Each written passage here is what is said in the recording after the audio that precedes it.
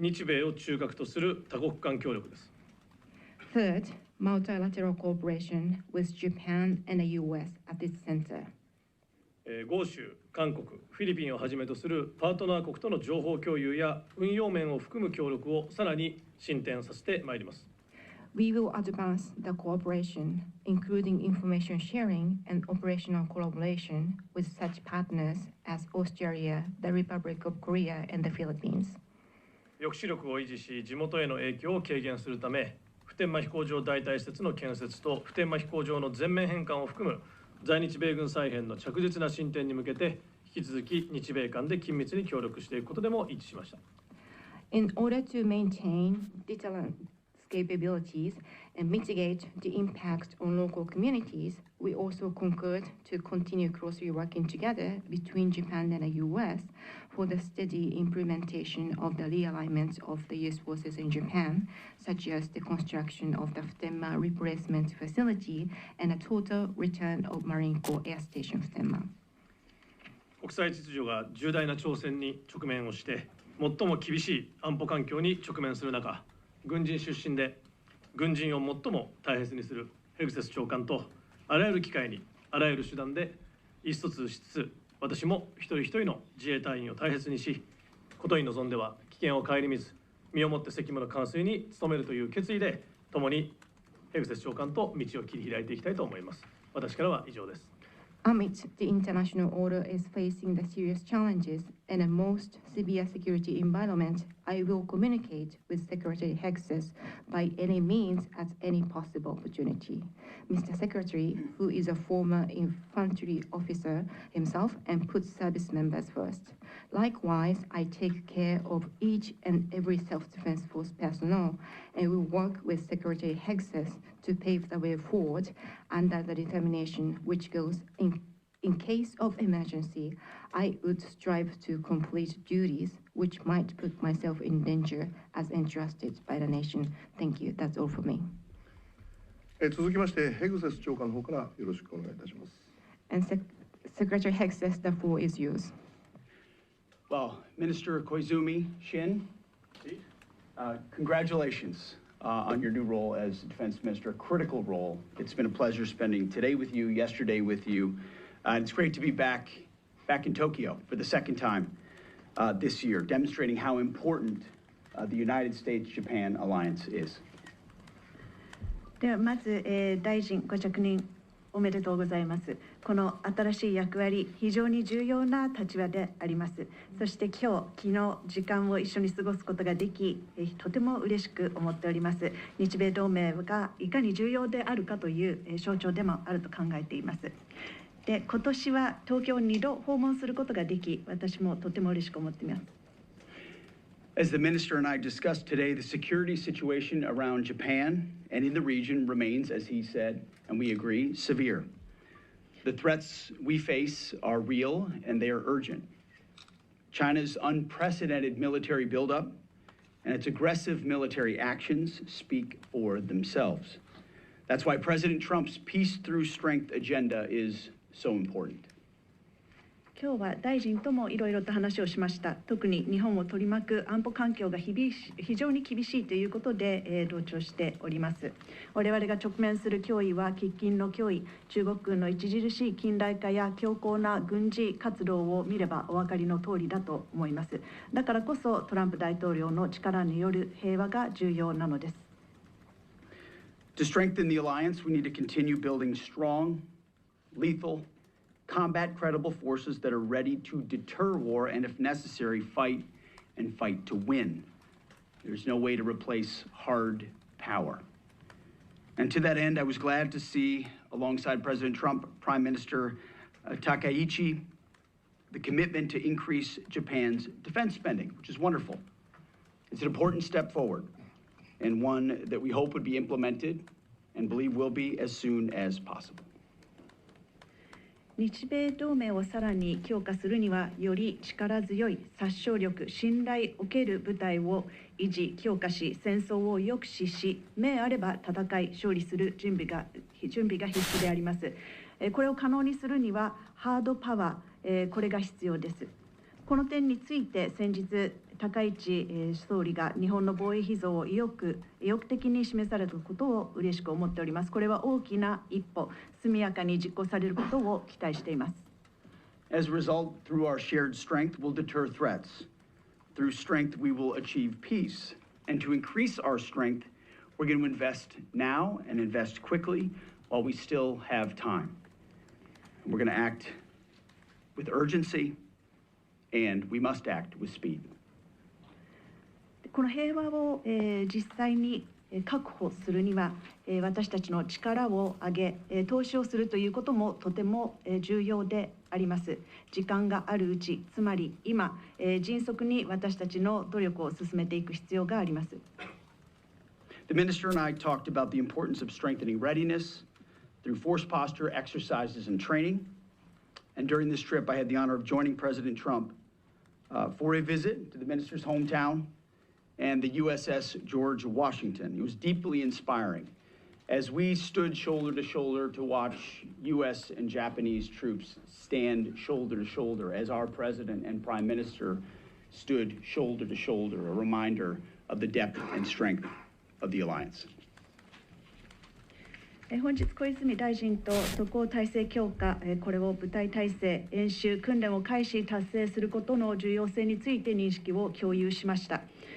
このほか、今回の訪問で公営にもトランプ大統領と横須賀、これは小泉大臣の故郷でもありますけれども、横須賀で空母ジョージ・ワシントンに乗艦することができました。これをすることで私は非常に感銘を受けました。なぜならば、日米の部隊同士、そして大統領、総理が肩を並べて立ち並び、日米同盟の強化な姿勢というものを示すことができたからです。Thank you for the warm welcome and the support that the Japanese people show. 55,000 American troops who, alongside Japanese self-defense forces, deter our adversaries and stand ready to defend our two countries. We're going to ensure to continue to take practical steps to ensure that these troops together have what they need to train, to fight, and to win. で昨日の話にもありましたけれども、まず日本には5万5千人ほど駐留している米軍を温かく受け入れてくださり感謝しております。彼らは自衛隊隊員と肩を並べ、この私たち日米双方の国を守り抜いてくれるこの準備を持つということを私は確信しています。ですので実践的なステップを踏み、部隊が練習し戦い勝利するに必要な環境やものを提供していきたいと私は考えています。Our team also provided the minister an update on the Department of War's work to upgrade U.S. Forces Japan to a joint force headquarters. And since we announced the upgrade in Tokyo in March, we have already made significant progress. All Phase 1 personnel are in place, and we're ready to begin Phase 2 shortly. This important change will improve our warfighting capabilities, our lethality, and our readiness. 在日米軍の近代化へ向けた戦争省の取り組みについても説明しました。3月に東京でこの近代化について発表した時からかなりの進展があります。まずフェーズ1、人員は揃いました。来年にはフェーズ2を開始いたします。ここでの変化は戦闘能力、殺傷力、素行能力を向上、これにつながっていきます。Make no mistake about it. Our alliance is critical to deterring Chinese military aggression, to responding to regional contingencies, and keeping our country safe. Shoulder to shoulder with Japan, we look forward to continuing to strengthen our alliance. We will act practically, strongly, and with common sense. So I want to thank you again, Mr. Minister, for your hospitality and your team, and look forward to taking any questions your lovely press might have. そして間違いなく、中国の威圧的な行動を抑止し、地域における有事、国の安全を保つために日米同盟は不可欠であり、協力を続けていきます。肩を並べ、日本と共に日米同盟強化を継続していくことを嬉しく思います。そしてこれを実践的また常識ある形で活動を進めて、力強い活動を進めていきたいと思います。改めまして大臣、そして日本の皆様、艦隊預かりありがとうございます。これから質問をお受けしたいと思います。ありがとうございます。これより質疑の方に移らせていただきます。日程の都合上時間が限られておりますことをご理解ください。Thank you very much. I now open the floor to questions. Please understand that due to scheduling constraints, the time is limited. 質問される方は私の指名を受けてからご発言をお願いします。その際、社名及び氏名に続けまして答弁者を指名した上で質問をお願いいたします。Those who wish to ask a question, please wait it to be acknowledged. And before asking a question, please state your affiliation and your name and clarify to whom your question is intended. それでははじめに日本側の方からよろしくお願いします。First, we will take a question from Japanese press. じゃあテレビ朝日さんお願いします。マイクついてるかな。小泉大臣、まずお伺いします。今回の会談で戦略3文書の改定や防衛費の GDP2% の実現を前倒しすることを説明したんでしょうか。次にヘクセス長官にお伺いします。防衛費増額の必要性や具体的な数値目標を今回の会談で日本側に要求しましたでしょうか。よろしくお願いします。I'm from Asahi Television. I have a question, to Minister Koizumi. At the meeting, did you make an explanation about revision of the national security strategy and other related documents and achieving the defense spending target of 2% of GDP ahead of the original schedule? Then I also have a question to Secretary Hexes. Did you talk about the necessity to increase the defense spending? Then did you demand Japan to achieve specific numerous targets? それでは小泉大臣の方からよろしくお願いします。So first, I invite Minister Koizumi. 会談では急速に厳しさを増すインド太平洋地域の安全保障情勢について率直な意見交換を行い認識を共有しました。At the meeting, we frankly exchanged opinions on the increasingly severe security environment at an ever more rapid pace in the Indo-Pacific region, and we shared our recognition. その上で私からスピード感を持つこと、また高市総理同様、我が国として主体的に防衛力の一層の強化と防衛費の増額に引き続き取り組んでいく決意を伝え、現行の国家安全保障戦略に定める対 GDP 比 2% 水準について、補正予算と合わせて今年度中に前倒しをして措置を講じ、国家安全保障戦略をはじめとする戦略3文書改定の検討を開始したことについて、長官に説明をしました。With that, I conveyed our intention to Mr. Secretary that Japan will have a sense of speed and continue working to further reinforce our defense capabilities and increase the defense spending at our own initiative, as Prime Minister Takaichi stated. Then I also explained we will take measures to achieve the defense spending target of 2% of GDP as set out in the current national security strategy, together with the complementary budget within this fiscal year, and we had begun discussions toward the revision of the national security strategy and other related documents.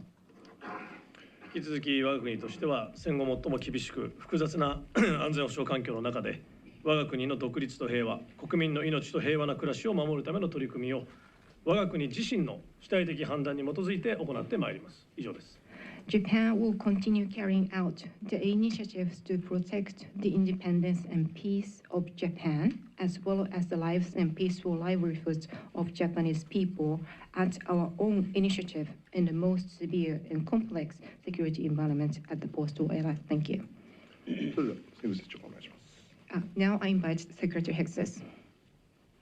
Well, I very much appreciate the wide-ranging conversation that we had that you would expect amongst friends.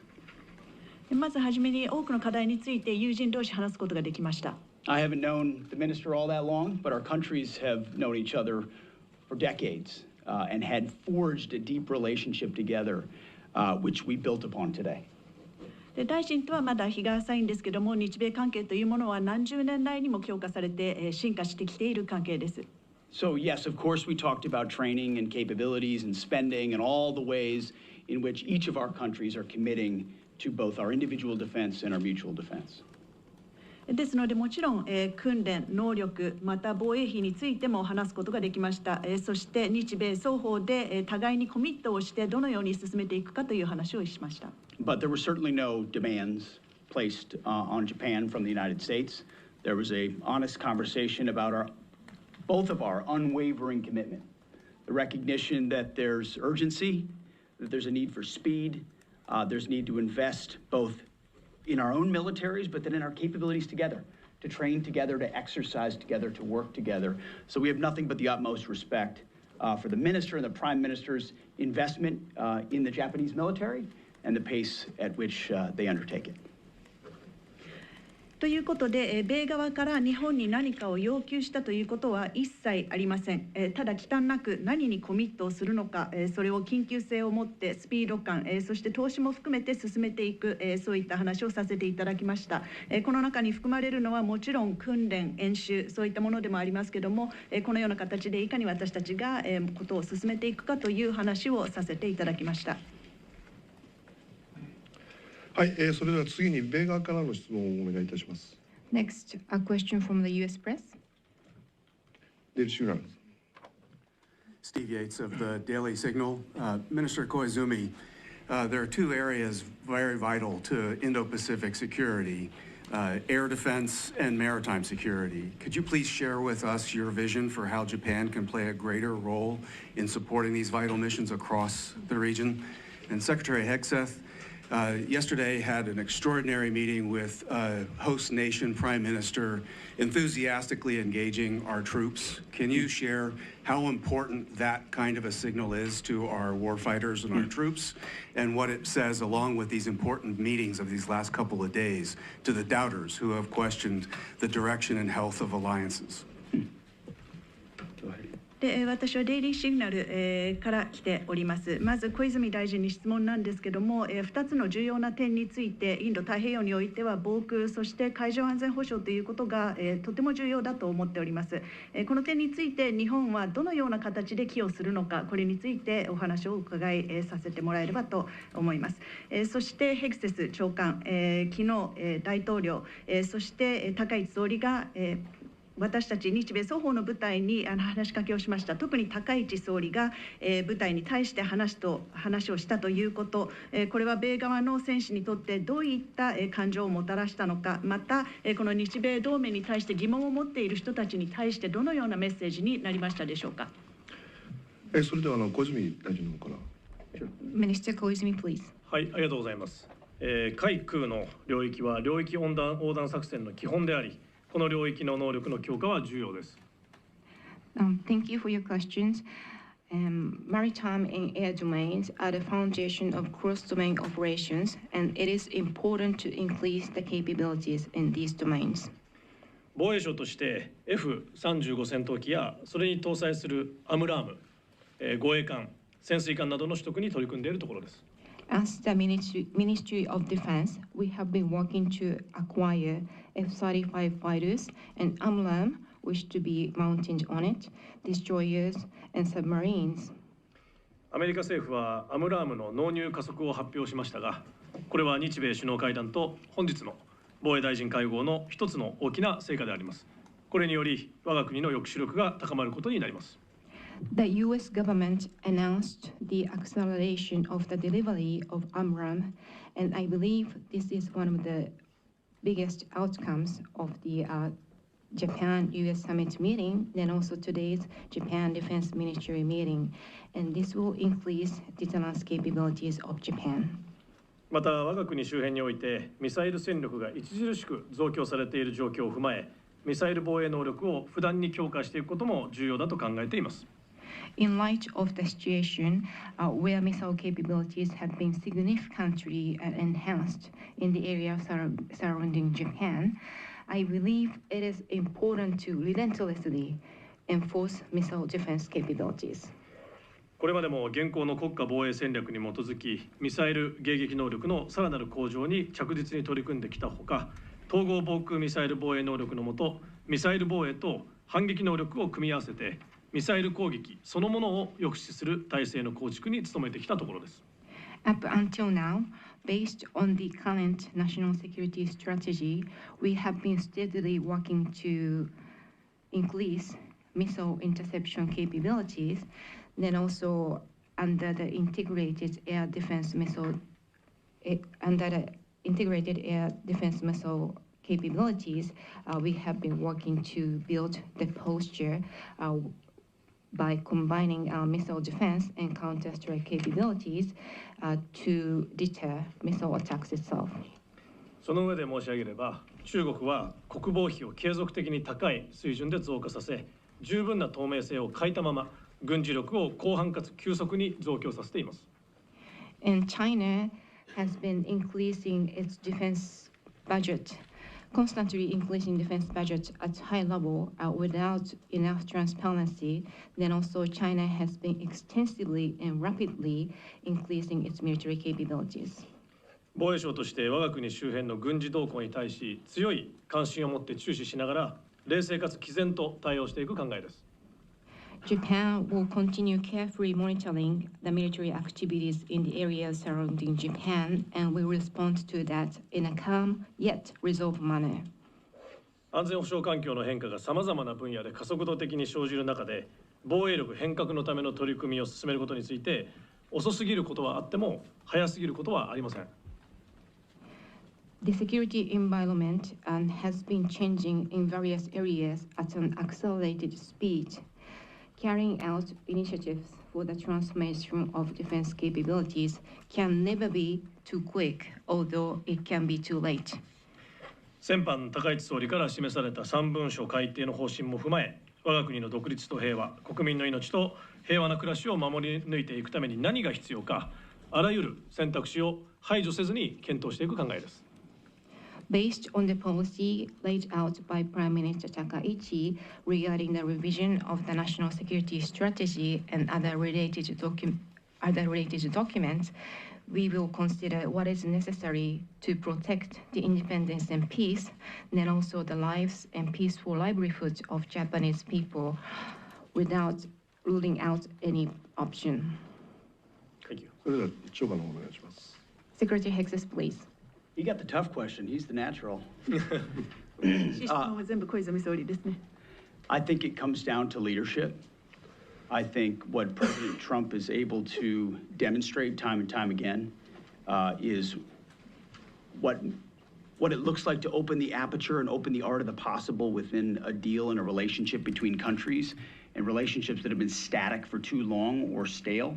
He looks at it through interpersonal dynamics, how he works with people, how he creates a spirit of cooperation, how he tries to pursue peace, how he uses strength to leverage into peace, creating opportunities where there wasn't one before. でやはりリーダーシップがすべての要だと思います。これはトランプ大統領の行動を見てもお分かりかと思いますけども、何が可能なのか、すべての取引、そして関係、そういったものを活用していきながら、彼はことを進めています。特にその関係において静止状態にあるもの、これを活性化するところに大統領は努めております。そこでどんな協力ができるのか、どのように平和をもたらせるのか、力による平和をどのように実行していくのか、こういったことを大統領は進めております。Too many people underestimate pride in your own country, belief in yourself, belief in what you stand for. That's why America First resonates. It's not because it's America alone. We're right here alongside our partners. But when we take care of ourselves, when we're bold and strong about who we are and what we believe, it creates opportunities for partnerships that are mutually beneficial, that are based on mutual respect, based on history, based on shared values. And so we don't have to stand here and tell Japan what it needs to do, because we both look out at the world and see the threat of a Chinese military buildup, and we see the threat to free people. And we have to defend our own countries and stand alongside each other. And so I think President Trump does an incredibly good job, better than anyone else on planet Earth, of bringing alongside other countries and saying, let's do this together. Let's find a way to make it happen, whether it's exercising together, standing together, or forging peace. And I think you saw that on full display in his relationship with the Prime Minister. Again, a new relationship, but grounded in a clear-eyed, realistic view of the world and in recognition that American leadership really matters. That if we invest in ourselves, if we have that spirit and belief in ourselves, it translates into relationships that make the world a safer and more peaceful place.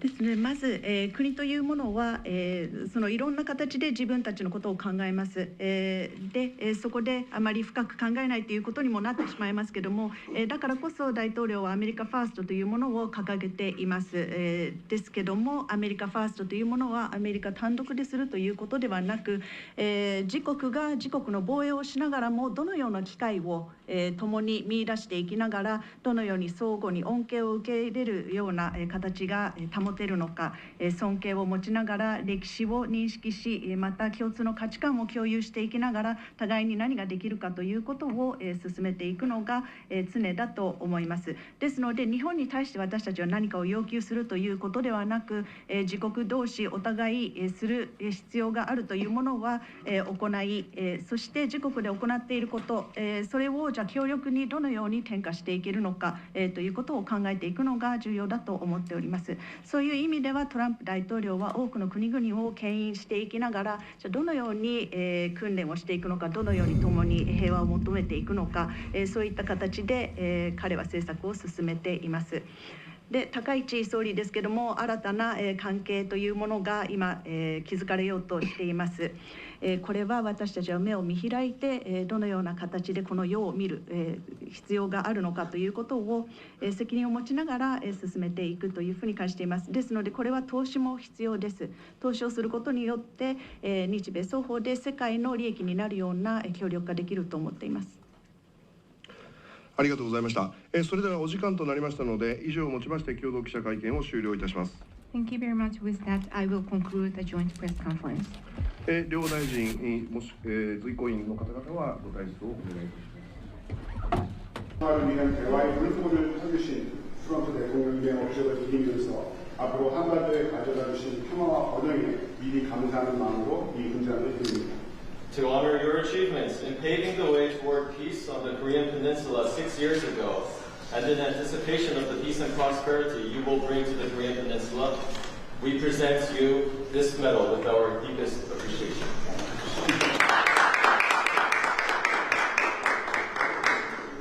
Thank you very much. It's as beautiful as it could possibly be. I always cherish it.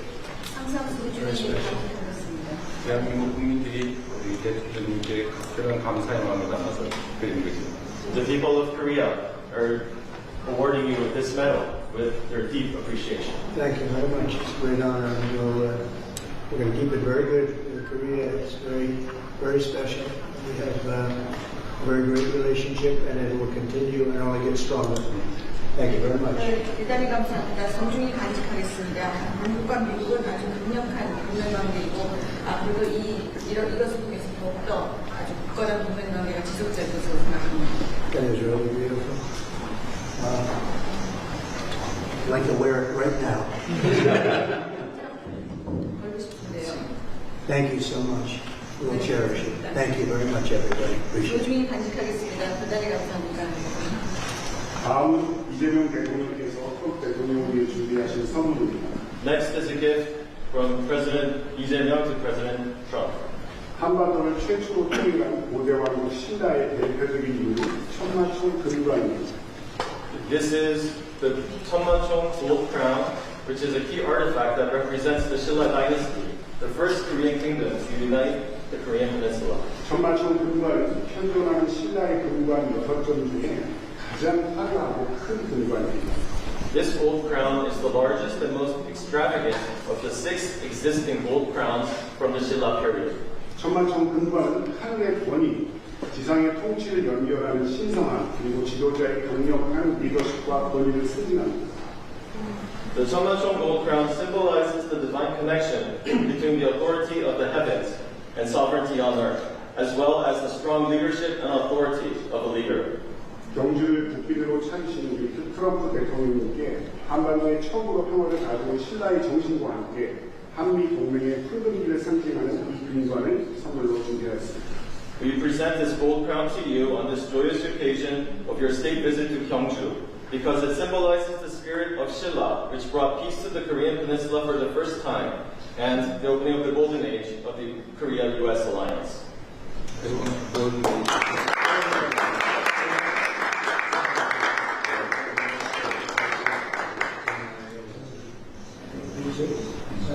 special, very special place. Thank you very much. 한국과 미국 간의 새로운 시대를 위해 To new trust and companionship between Korea and the United States. Absolutely. That's right. Thank you very much, everybody. I appreciate it. Thank you very much. 대단히 감사합니다. Okay.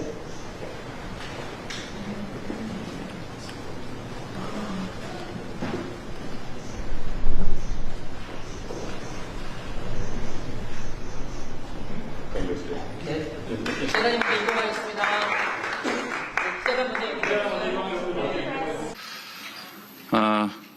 이렇게 Thank you very much for your participation as heads of states. It is a great pleasure to be able to meet you at this table. President Trump has joined us today. We are all allies and friends of the U.S.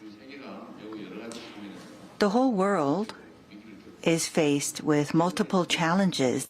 And in these times, collaboration and cooperation among states is more important than ever before. This is indeed a rare opportunity for us to gather. I hope it will be a great opportunity to listen to your great insights. In particular, President Trump has joined us, and I do believe that it is very significant. As the host, I would like to wish each and every one of you prosperity and also world peace. Let me raise a toast. For world peace and collaboration between states.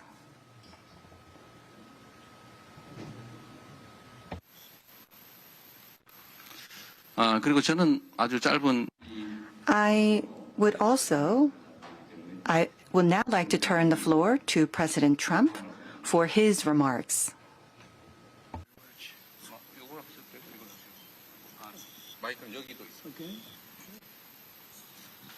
Hello.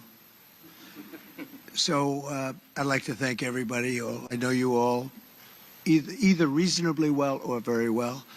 And we had a tremendous meeting today with South Korea. I think the meeting was determined, very much determined. And we made our deal. We pretty much finalized a trade deal. And we discussed some other things having to do with national security, etc. And I think we came to a conclusion on a lot of very important items.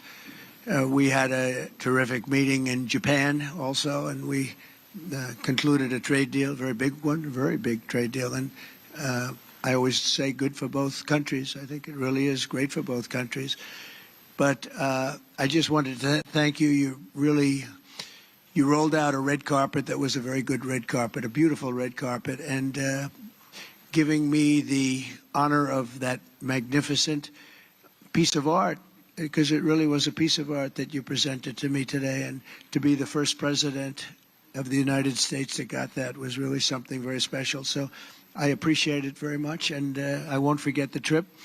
And we'll be working together, and you have a little bit of a cloud over your country, and we're going to get that cloud solved. You have a neighbor that hasn't been as nice as they could be, and I think they will be. I know Kim Jong-un very well, and I think things will work out very well. Tomorrow I meet with President Xi of China, and I look forward to that.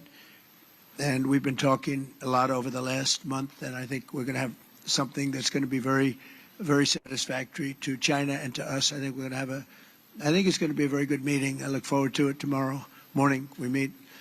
And then I go back to the United States, and then I go around the United States, and the same thing happens, but we're doing very well. Our country is doing phenomenally well, better than I think it's ever done. We hit new highs in the stock markets, all of them. Every market's hit new highs, and They have, I think, 48 times since I've been 9 months. We've hit 48 times. We've hit new highs, and many of you are investors in the United States. From the standpoint of stocks, you put a lot of money in our stocks, so you're doing very well. I'd like to congratulate you. In some cases, you've doubled your money in about a year, and I'm very impressed with you. Your voters are very impressed with you.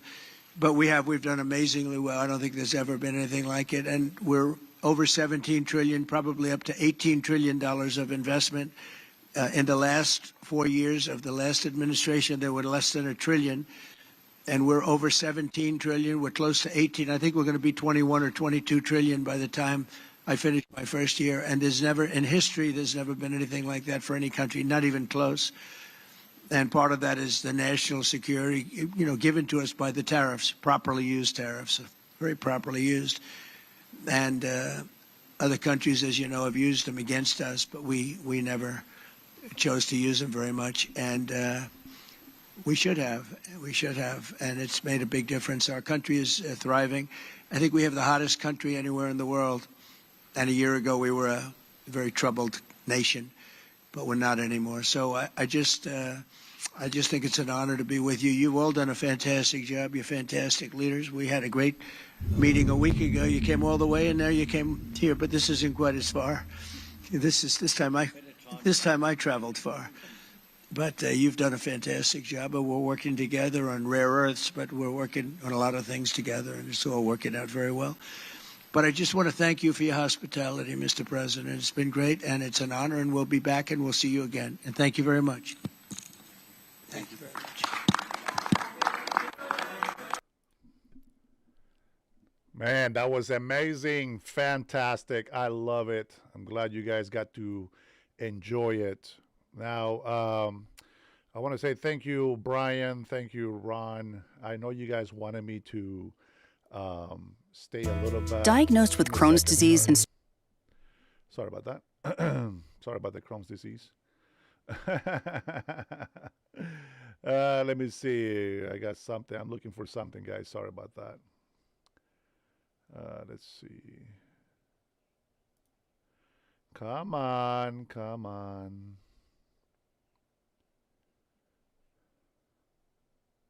Let's see if it's this one.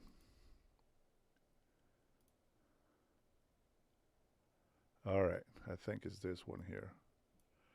Give me a second, guys. I want to say a big, special thank you to our friend Berniel. Today is his birthday, and I hope that you have gotten a great day so far. I know it's not the weekend, and I know that you're going to celebrate this this weekend. So I would like to play this video to honor our brother Berniel. And yes, this video might get in trouble for it, but I'm going to enjoy doing it. So here you go, guys. Vicente Fernandez.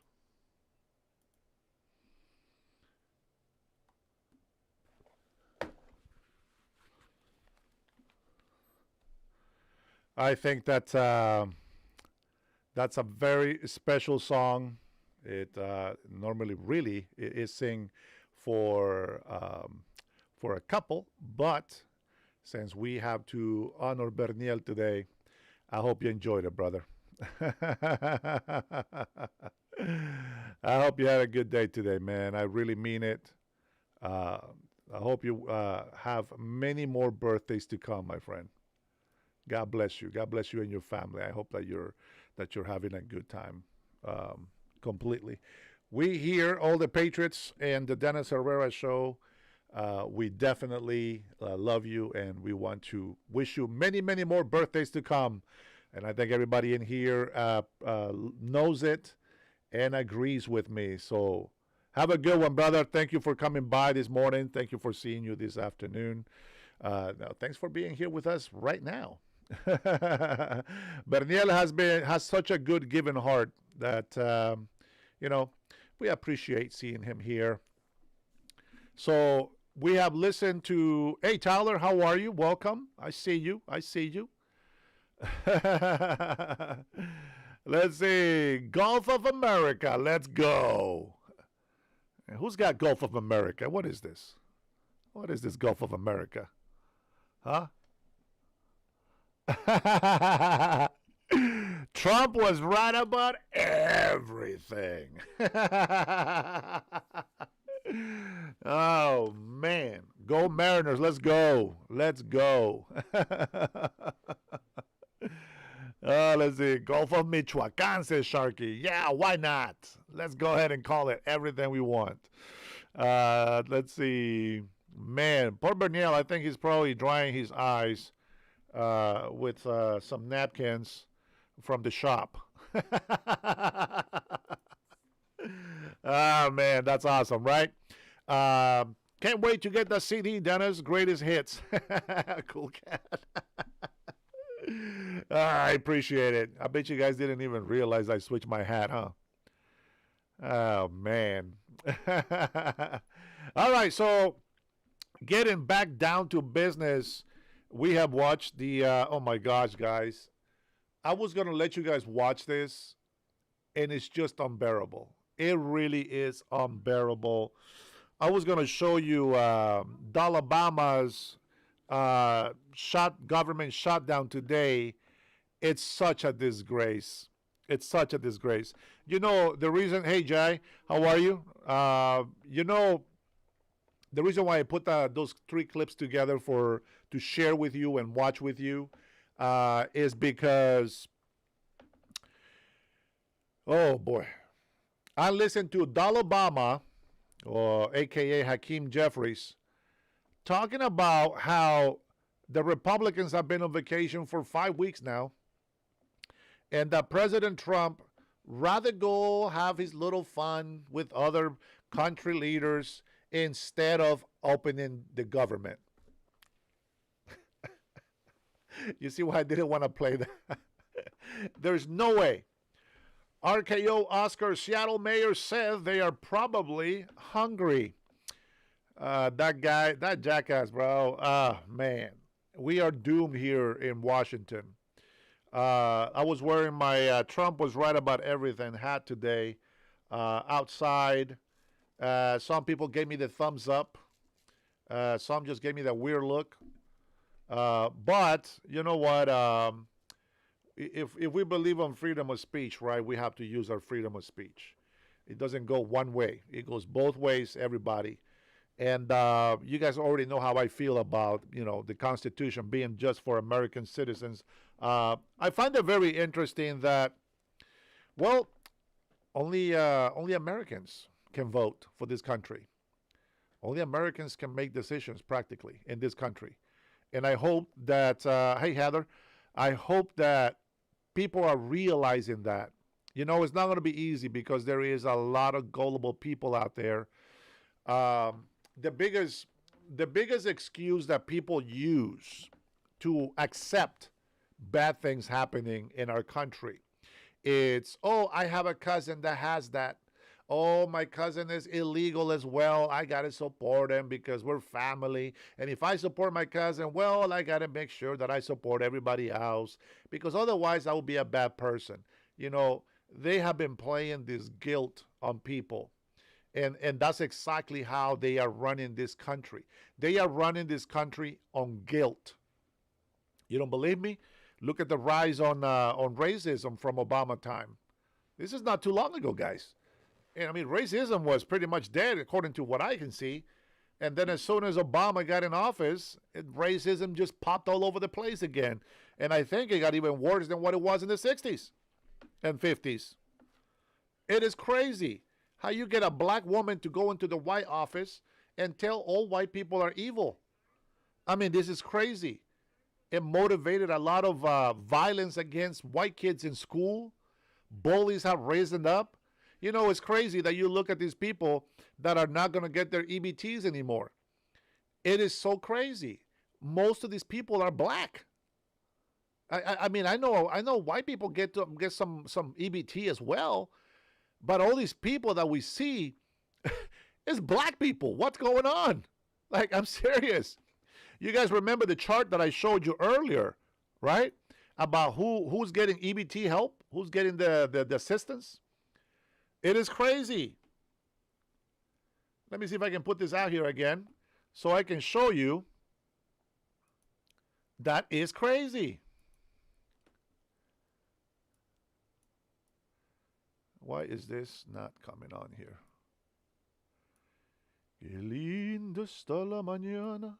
Oh man, that's a beautiful song. Vicente Fernandez is, I know he's passed now, but man, he kept that voice all the way until his last breath. I'll tell you that right now.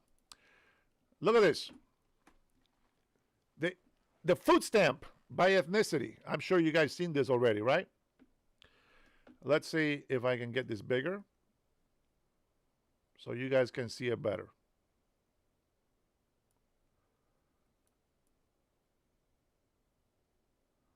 I put it on my Word document so that I can show you guys.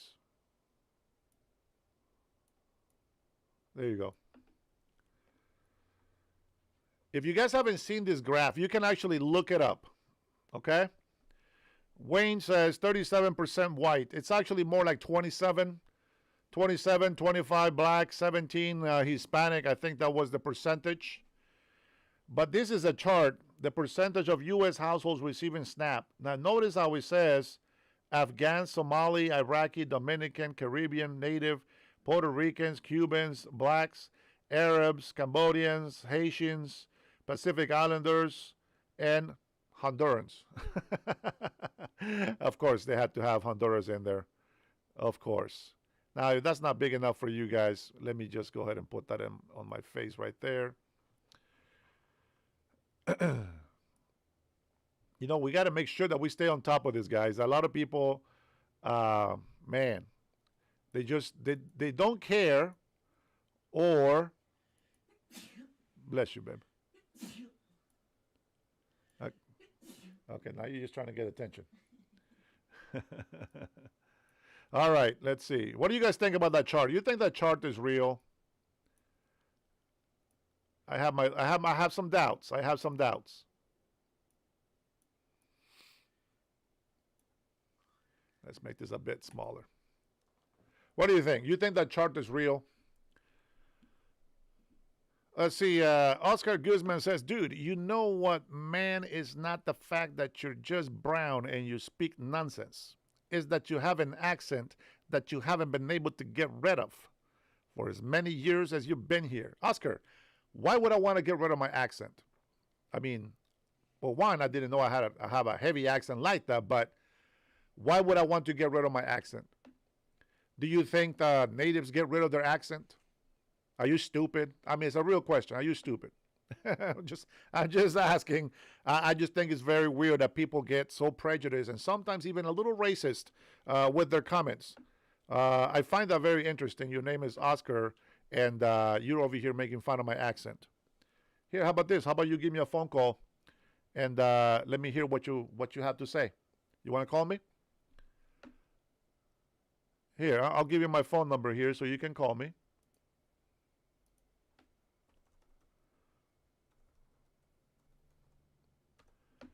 Go ahead and call me, and let me hear you. Let me see how great your English is.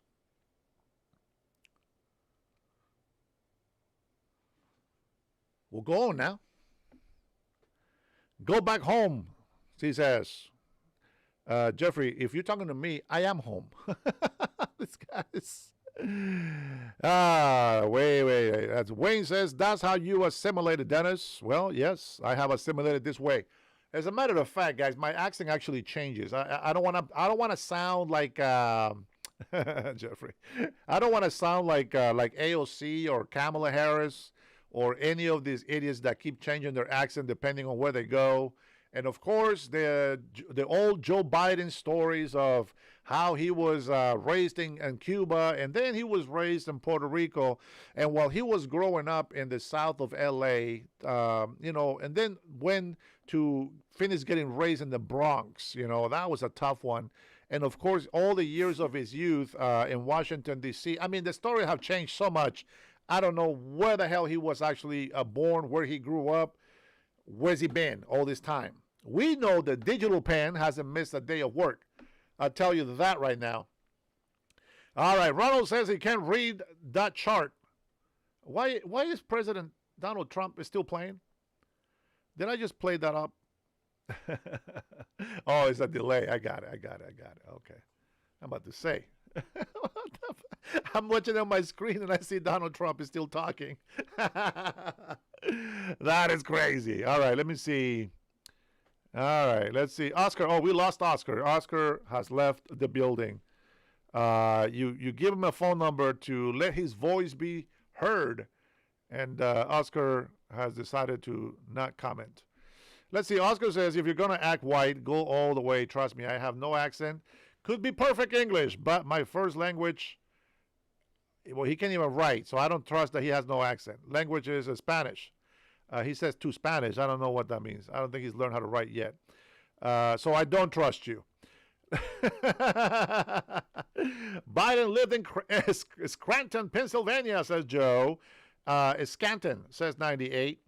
And Joe is a nutcase, says Mr. Fowler. Wayne, Americans do have accents. Have heard the people from the South, Boston, New York, etc. That's what I don't understand, Wayne. I don't understand how people come in here and they start making fun of my accent. Like, I don't I don't get it. Apparently, he thinks that all migrants that become American citizens that assimilate here in the United States, we should all sound white. I think he means educated. All right, man, I was not going to have a coffee, but I am so addicted.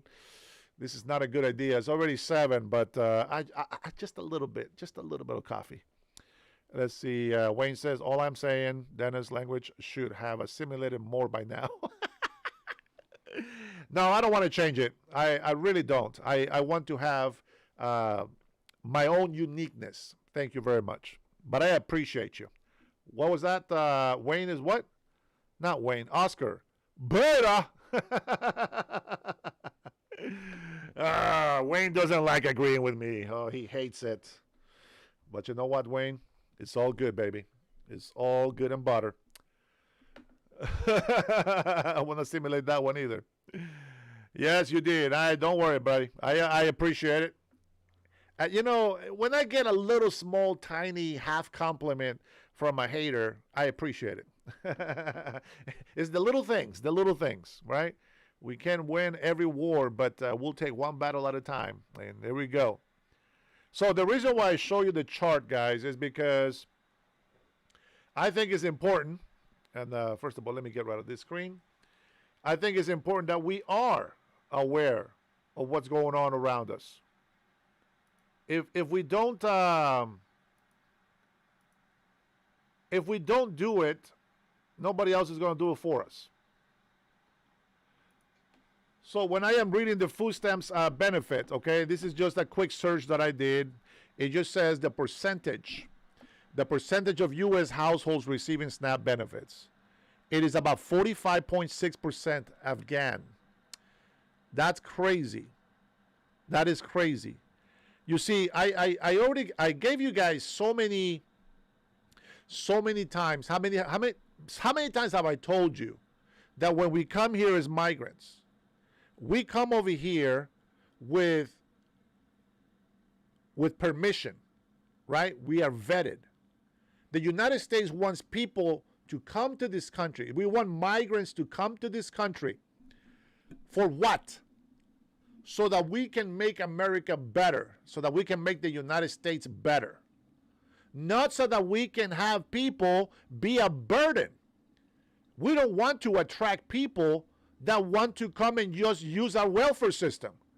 That's not what we want. This is why we vet people. And you say, oh, we should just make all illegal immigrants citizens so we don't have to have illegal. How stupid is that idea? How stupid is that idea? We let a certain amount of people in every year, which is over 1 million. And then you have this chart from all over the world. I don't see Mexico in there, but I'm sure they're in there. Salvadorians, I'm sure they're in there. Guatemala, I know they're in there. unless there's actually illegal immigrants that don't get benefits. All right? So, but you have Afghans are 45.6% of these people in our country taking food stamps. Now, you guys already heard the last story, the last video that I showed you on that investigation, what that was going on in Minnesota, over $1 billion on EBT fraud. And Somali takes 42.4% of the food stamps in Minnesota. Think about that. In Minnesota, 42.4% of Somalis take the EBT food stamp benefit. What about the other people in there? I guess it's only Somalis now, right? Colin, they used to have this thing to where you would have to, when employers will hire employees, specifically if they look like they're migrants, a lot of times you can tell because their accent was a lot heavier than mine and very broken English, okay? Now, one thing that you guys will never understand, and this is my personal thing to share with some of the people here that like to come in and laugh at my accent, it doesn't matter that I've been here almost 40 years of my life. I still think 100% in Spanish up here. Every single word that I speak to you, I have to translate it before I speak it. So my brain goes very, very fast. But sometimes it clicks. Sometimes it gets stuck. I'm not going to lie. Sometimes my thought is stuck between a Spanish and an English word. And I say things like children's, to mean children. Somebody made fun of my accent on a video. I get it. I heard it. I knew about it. But I'm not going to make a video again after I already posted it just because I said children's instead of children. The stupid things like that. So I'm going to tell you something. If you are able to speak 100% of one language in your brain and you're able to speak as fast as I speak, because I have ADHD, that's why I speak a lot faster, I wonder if you can actually truly speak English the way that I do. You might have a hard time saying or speaking the way I talk. Dominicans, 34.4%. And Iraqis, 34.8%. Here is some truth that's going to hurt a lot of people. But I got to say it. I got to say it. I just have one question. If, you guys ready? If your Muslim God, it's so great, why do you flee to Christian countries? Did I do that? Oh, boy. Go on now. I want you to tell me. Why is it that all these Muslim people that says that Allah is the true God and that Allah is the most powerful God, why do they have to go to a Christian country? Oh, man, I'm telling you. I am telling you, throughout history, this is the arguments that we get. I will let you guys know that. Something here. YouTube does block my channel a lot of times. And they don't even send my subscribers the alert that I am live. But you know what? We're going to do with whoever comes into our live. And that's just the way it is. That's fine. So maybe I will, one of these days, I'm going to have a members only live. And then we'll see how many actually get the notification. But that way you guys will have no haters on the chat. We will be able to speak freely, whether it be about religion or politics. Any subject, we'll be able to speak freely without interruption. I don't like that right there. I am very picky, man. I am very picky. Someone say bacon, Brian. Oh, man. Oh, I didn't finish that cup. All right, guys, give me a second here. I'm going to allow you guys to call in and have a conversation with me. If you agree or disagree, that's okay. Anybody can call in. There was, I don't know if it was Wayne or somebody wanted to continue a conversation with me about something. I don't remember what it was. All right. Oh, I love the smell of coffee.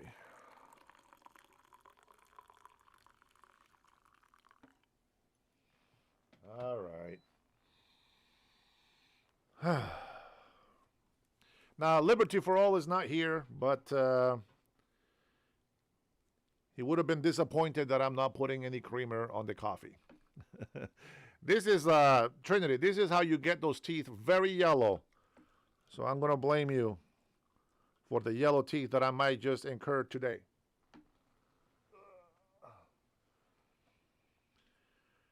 Words don't come easy. Hey, Dodge City Kid in the house. Güero, oh my goodness. We're in trouble again. Güero just joined. Güero,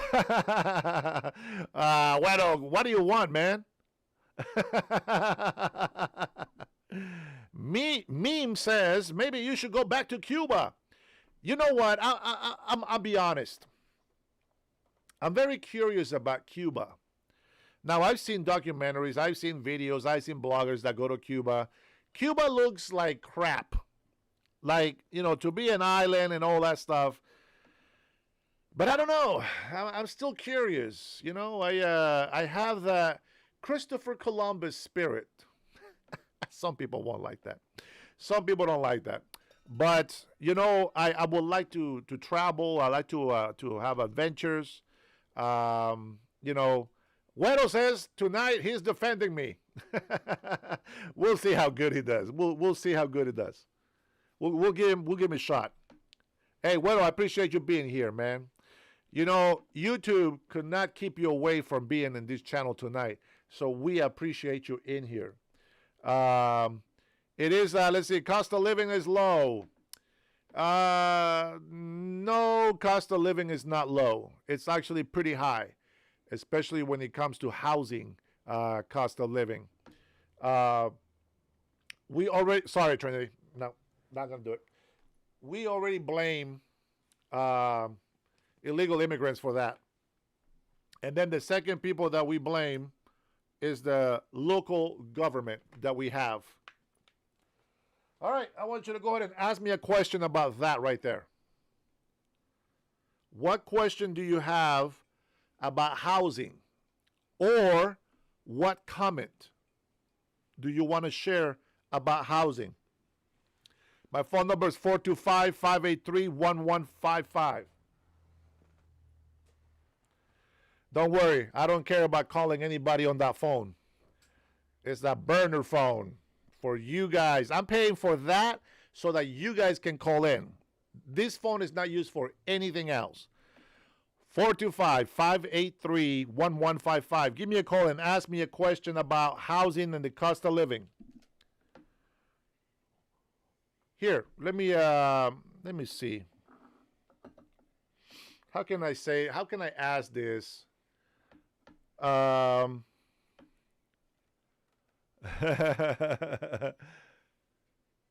my friend. For you, Ronnie. Oh, that was hot. Woo, let's go.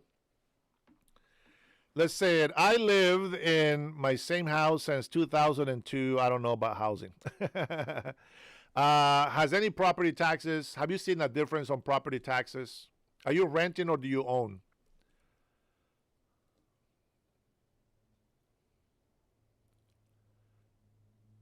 Well, I mean, it's a good point, Robbie. But why? Why are they buying the land? So housing prices goes up. I get it, property taxes, but there is a bigger reason why housing costs go up, even higher. specifically talking about houses or businesses where you're going to be renting out your place. Why does the prices of rent goes up so much, and why do we not have enough housing in the United States for all Americans?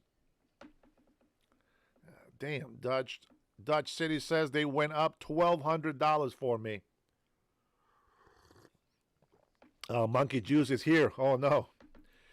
Oh man, that's sad. I got like three bad people that hate me on here. I don't know, against all odds, they say.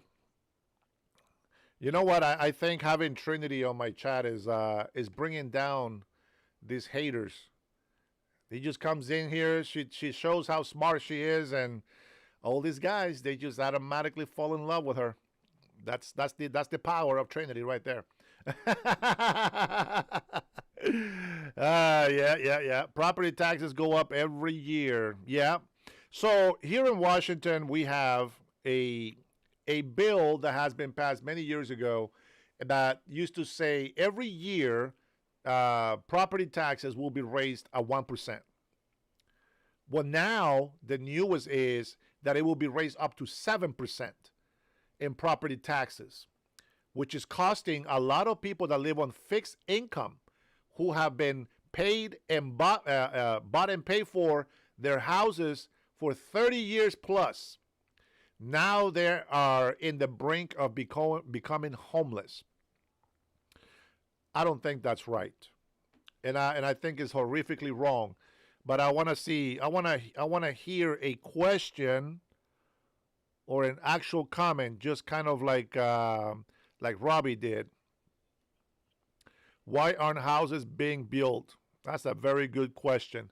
I think it's not that they haven't been built. I've seen a lot of constructions everywhere, but it's not for everybody. They're building a lot of low-income housing, meaning that these business owners that are buying the real estate land to make apartments, etc., they want to get that guaranteed money, meaning that the government is going to pay their rent, meaning that they will never be late on rent because the government is going to pay it. Well, joke's on them because government is shut down, so they are not going to get paid this year. Oh, we got a call, guys. Here we go. Let's go. All right, who's calling in? What is your question or comment about housing? All right, Dennis, you got me. It's Wayne. Wayne, let's go, baby. Okay, housing, right? Let's go. Sure, we can talk housing, whatever. All right, what's your question about housing or your comment about housing? Which states have the highest property tax? I will say California and New York. But here in Washington, they suck. And they just raised them again. So next year in 26, I think it's going to be up to 8% or 9%. I'll say California is up there, but Florida and Texas actually lead the way. Oof. Well, Florida is about to get even higher because a lot of people are going to leave New York, I think. But that's just me speculating. But I mean, Florida is hot. Florida is up there. That's why people are actually leaving Florida because of not only property taxes, but they can't get housing. They can't get homeless insurance because of the hurricane. Yeah. You know what? I agree with that one. Texas is also dealing with something very similar. They have, because of close to zero income tax, state income tax, property taxes are so much higher in Texas. They're actually even probably higher than in California because of the zero income tax portion of it. So the government, the state governments need money from somewhere. Mm-hmm. And that's how they're getting their money, is through property taxes. So the whole facade of zero state income tax is really starting to go away as more and more residents start to feel the pinch of state tax of the property taxes. Uh-huh. More and more people are trying to sell their homes in Florida just to get out because the property taxes are so high, and the homeowners insurance is also really high. So what are we arguing here? I know you're picking on the blue states. Yes. Am I denying California? It's just because I live there. That's why. Taxes? No. I mean, I'm not denying that. But if you look across the country, a lot of these red states where they have zero state income tax, their property taxes are higher because the state governors still need to get money from somewhere. Yes, so here's the problem, right? When we say we want government to be held accountable, this is why we need that. Like, I give you my example. I can only speak for my state, okay? Now, I'll be honest. I'm very surprised about Florida because last time I heard, I thought the DeSantis was running for no property taxes. So that never happened? They are trying that, but the problem is if they actually go through with that, where else is the state going to get money from? Okay. That means their sales taxes are going to have to go up. Yeah. So there's a... Sales taxes in Florida are going to shoot through the roof because if they get rid of property taxes, where does the government get the money from? Because they don't have state income tax. Yeah. So one of the things is accountability. The government needs to know how to use their money. I know what you said about the hurricanes. That's true. You know, there's a lot of, people want to live in these areas where they know that there's going to be a lot of inundations, all this stuff, right? I understand acts of God, insurance, the whole thing is kind of crappy, okay? But here's the thing with us. Like here in Washington, it wouldn't be a big deal, right? Even if they do the taxes that they're doing, it wouldn't be a big deal. The problem is that the reason why most people get scared is because they have blown away our budget, which is billions of dollars, bro. Billions. And the people are so pissed off because they already blew away all the money on, mind you, they raised $9.5 billion in taxes on Washingtonians. They blew through that already. And so now they're having to have to raise taxes again because it's not enough. So the problem is not raising taxes, it's not raising money from taxes. The problem is that, at least in my state, what they are doing is they're not being held accountable for it. They're wasting all this money. These guys are having a party every night. I'm being sarcastic. But they're just wasting the money, and they think that what they have to do is raise taxes on Washingtonians. Now, I get this whole people raise, let the rich pay their fair share. No, it's not about that. If we don't fix the problem of having accountability in our government, if we don't have competent people to keep a budget, the people of that state or city are going to continue to suffer, and they're going to continue to complain. I am very surprised about Texas and Florida because Texas has bigger housing for the buck. You guys have a lot less pricing on the house, which maybe that's why your property taxes are a bit more. But I can tell you that with the money that I can pay here for a 3 or 4 bedroom apartment, I can actually buy a house in Texas for a lot less than what I pay here every month. And property taxes probably makes up for that, right? Maybe that's what you're telling me. I didn't know about property taxes.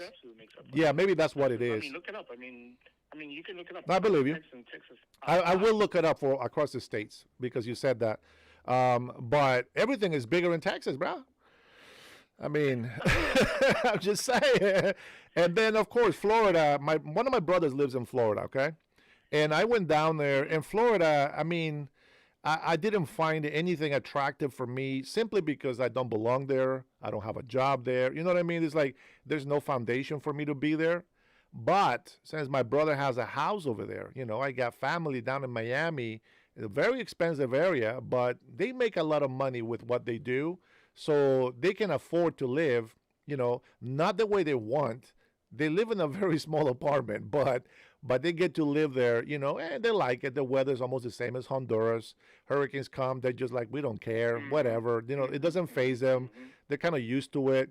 But there is a lot of areas like the ones that you're talking about that insurance are having an issue not giving them or allowing access to insurance. They won't issue insurance. Yeah, it's a tough area, bro. They won't even issue homeowners insurance because they're like, the house is going to go down every single year. Yeah. We're not paying for that. It's kind of like what happens in California, right, with these fires? California is having the same issue where there's a lot of fires. And, insurance companies are saying, we're not going to pay for that. They literally flying drones over people's homes in California to see where if they're doing brush clearing and sort all that stuff away from their homes. And if they're not, they say, well, your house is a fire hazard. We're going to revoke your insurance. Yeah. And they take the insurance away. Yeah. So it's crazy right now. I mean, that's what I'm saying. Yeah. And in regards to like the supply issue. Yeah. what are our houses in America built on? What are what? How do we build the houses? How do we build houses in America? What are they made out of? Sheetrock and wood. Okay. Is that what you're telling me? So, Is that what you're asking? I don't know. Yeah, Okay. Yeah, that's exactly what I'm asking. Uh-huh. So when Trump got in, he put 100%. He put tariffs on Canada, where we get a lot of our wood to build houses. So Yes. when people are complaining, why are we not building houses? Or why is house building becoming more expensive? It's literally because the guy who came in January said, I'm putting tariffs on the country or countries that we export stuff from Right. to build houses.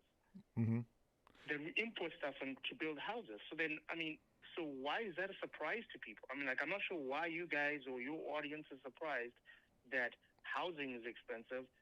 We can't find housing. It's because right now, the tariffs are literally making it more expensive for these home builders to bring in all this lumber, to bring in what we need to build more homes in America. Well, But because you guys are not blaming Trump. You guys are not blaming Trump. You guys are just looking at it like, well, it's just expensive. It's these Democrats or whatever it is. yeah. But the guy who you guys voted for is literally making it more expensive for these home builders to bring in anything to Yeah. build a house. Well, We import lumber from Canada. yeah. Well, here's the thing, and the reason why I support it. Okay, it's we already had a housing crisis here in Washington. There has been so much housing being built. They have been filled way too fast, way too fast. The capabilities of the growth here in our state has overwhelmingly increased to where it's not just easy to go buy a house or rent an apartment at a good pricing. This is before the tariffs, okay? This is for the last 4 years. We've noticed a lot of less building, but it's not that there's less building. It's that they get in filled way too fast.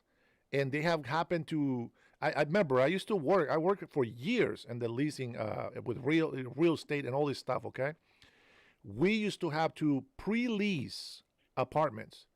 It got so bad that a lot of companies were buying land, building fast, and they would, just to make sure that they got the money, they made a lot of the buildings in the same property for regular folks like me and you, right? That, we can afford to pay this or whatever. Mm-hmm. But they have to make half of those buildings in order for the government to allow them to build.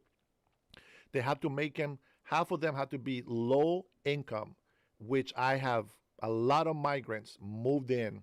I'm not saying the government gave them free housing. It's not what I'm saying. But I'm saying there was a lot of migrants. Now remember this and keep this in mind. We are not ICE. We're not immigration, So if somebody comes in and they don't speak English and they speak Spanish, of course I speak Spanish. I'm going to release them an apartment.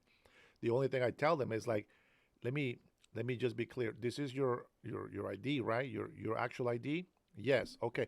Don't get scared. I don't want to, put nothing in your mind because you look nervous. It's like we don't care what status you are. We just want to make sure that you are you and that we can rent you a place. How they paid, that was not my job, right? But the apartments filled like this, bro. Quick. And so this is before Trump, by the way. I'm giving you this before Trump. I think the last year that I worked in the real estate leasing field was back in 2019. Okay, so this has nothing to do with the Trump's tariffs that you're hearing about today. Now, with that being said, I don't want to get too much into the story for that, right? But we already know high demand, high prices, low building, higher prices. Local government interfering, regulating, taxing. It destroys businesses. It's horrible. Now, the reason why I agree with President Trump, besides that, okay, it's we have plenty of wood. We got plenty of lumber here in the states, in the United States of America. We don't need Canadian logs. We have plenty here in America, and that is the whole idea. That somewhere in the late 90s. Democrats started thinking globally. They started thinking we want to be more dependent on others than depending on ourselves.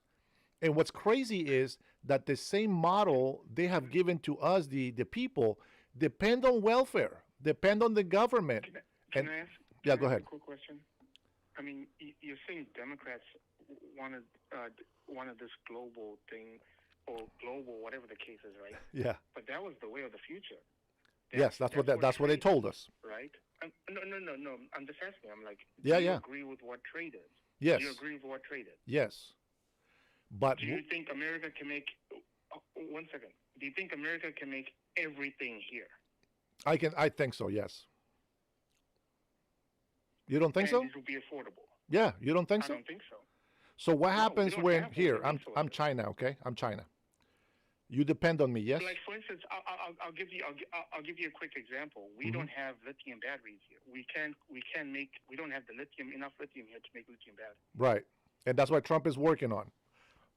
But here. But we don't have we literally don't have that resource here. It's Yes, not here. It's not in this country. And this is what people don't know. Why we are saying we're saying that President Donald Trump is putting America first. This whole thing with Ukraine, this other country But he's not deals. putting America first, though. It is because we're investing on it. The way that you get your future secured is by investing. Okay, it's very simple if you know about it already, right? So let's say, for example, you're going to work 25 years in the company. You can retire, maybe get a pension if you're lucky, right? But what is the most important thing that you're supposed to do when you're working for a company? If you have a 401k, what is the first thing that you want to do?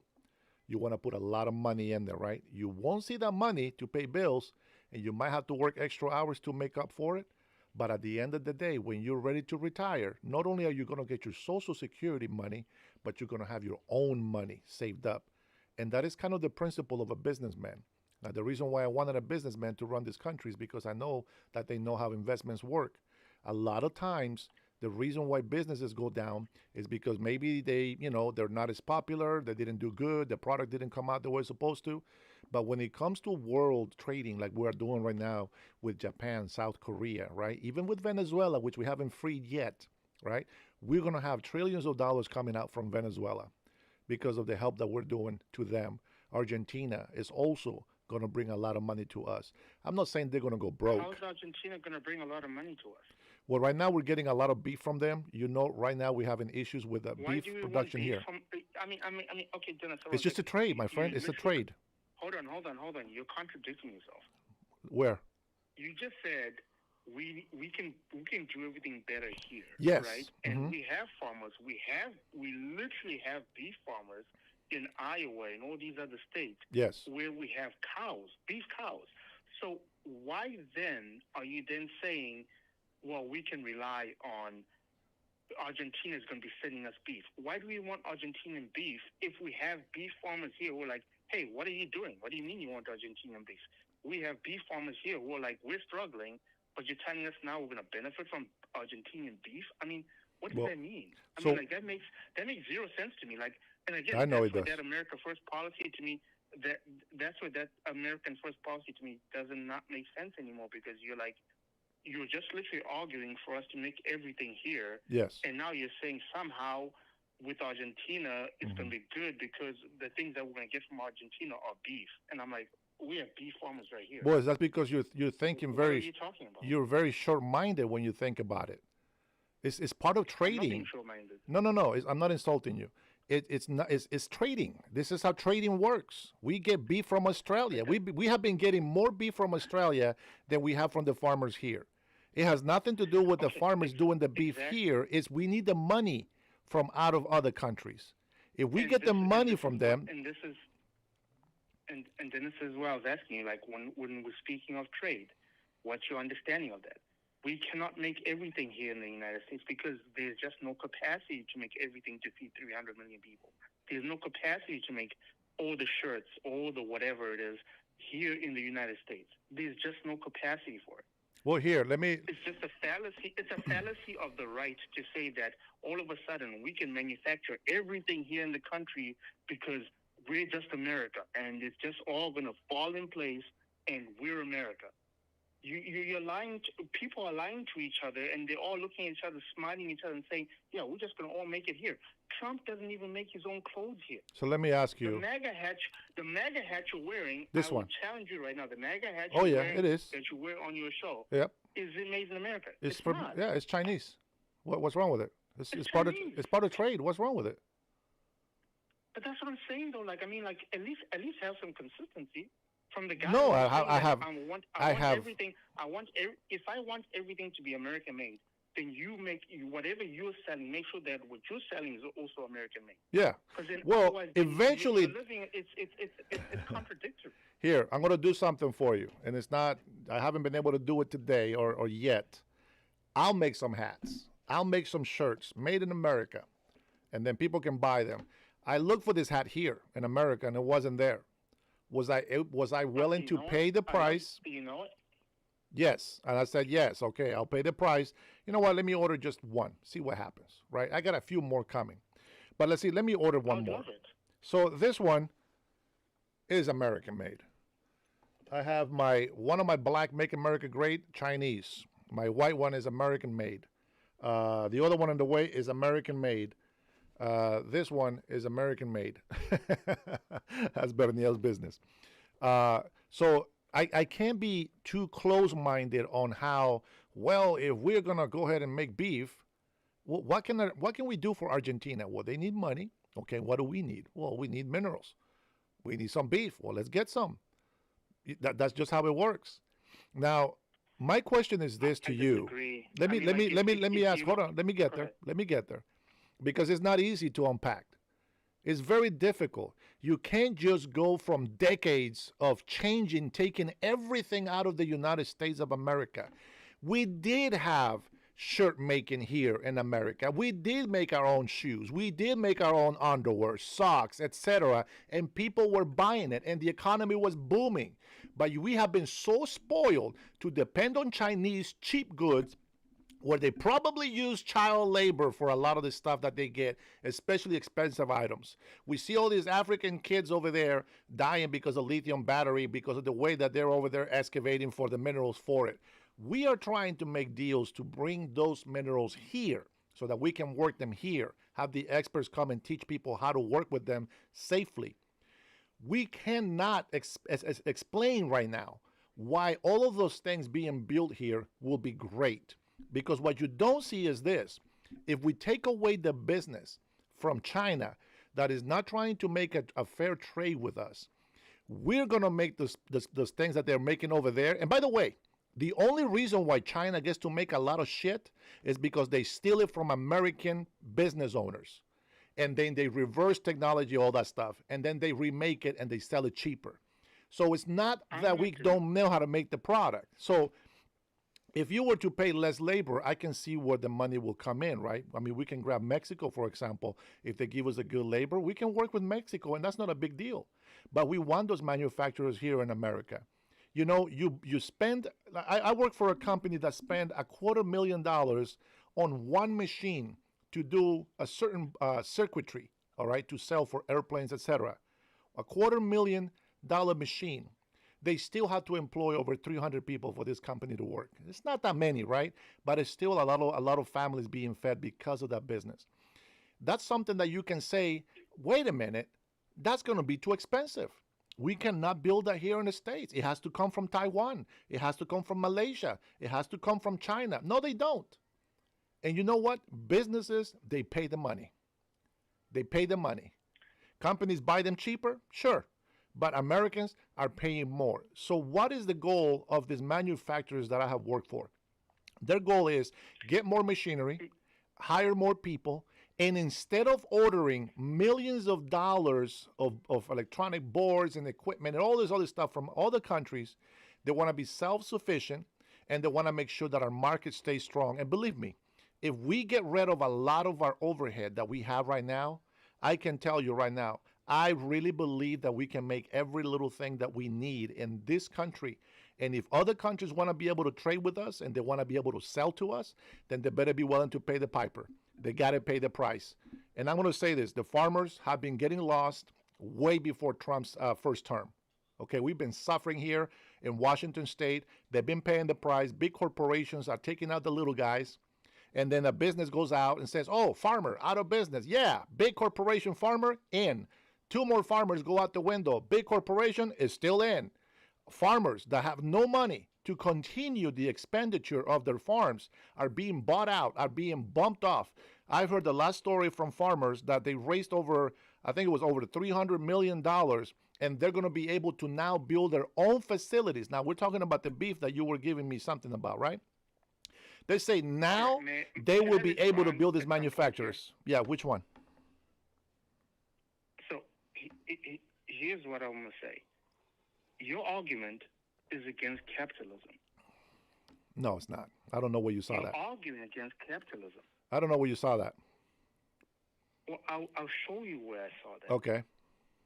Your argument is against capitalism. All of these, like you said, maybe America at some point was building all of these things here, correct? Let's just take that as, let's just throw that out and say, okay, sure. We had them. America yes, had, we had them. No, hold on. We had all these factories here. Correct. And we were doing all this stuff and building everything here in America. Yeah.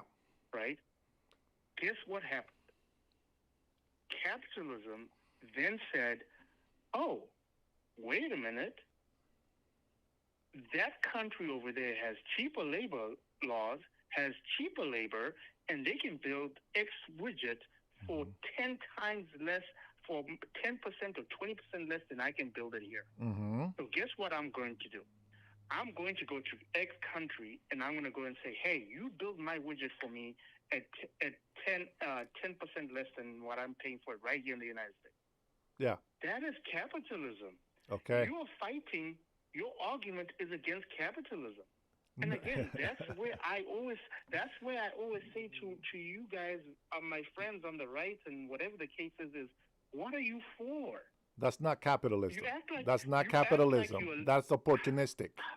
That is a listen, Dwayne. Let me hear you. No, it's not. That's not capitalism. Finish 1 second. Okay, go ahead and finish, but that's not capitalism. Let me finish. Remember, this is my show, so I need to make sure I got control of it. We were building X widgets here for $10. They saw in China, in Vietnam, whatever, they can print that same shirt at $5. Mm-hmm.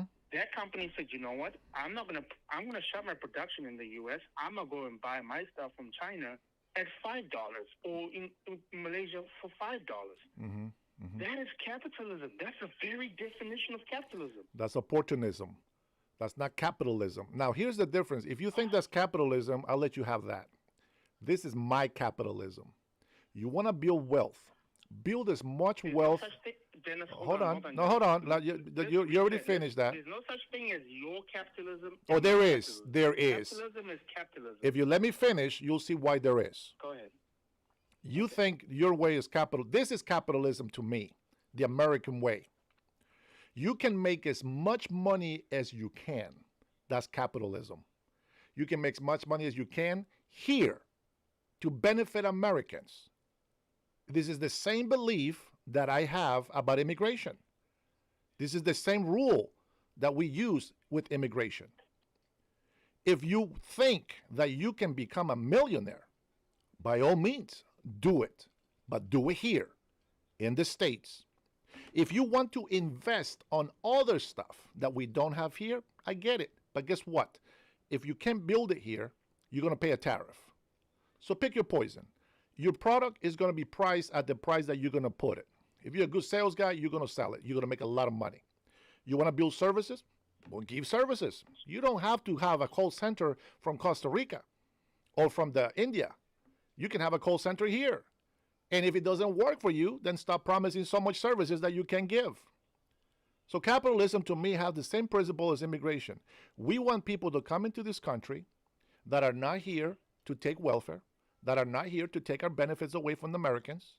We want people here to come to this country to provide, to help this country grow. And I don't just mean on welfare children. I mean on opportunities, on work, studies with clinic studies. Go become a doctor, engineer, lawyers, all these things. Is the same principle of what I think about capitalism.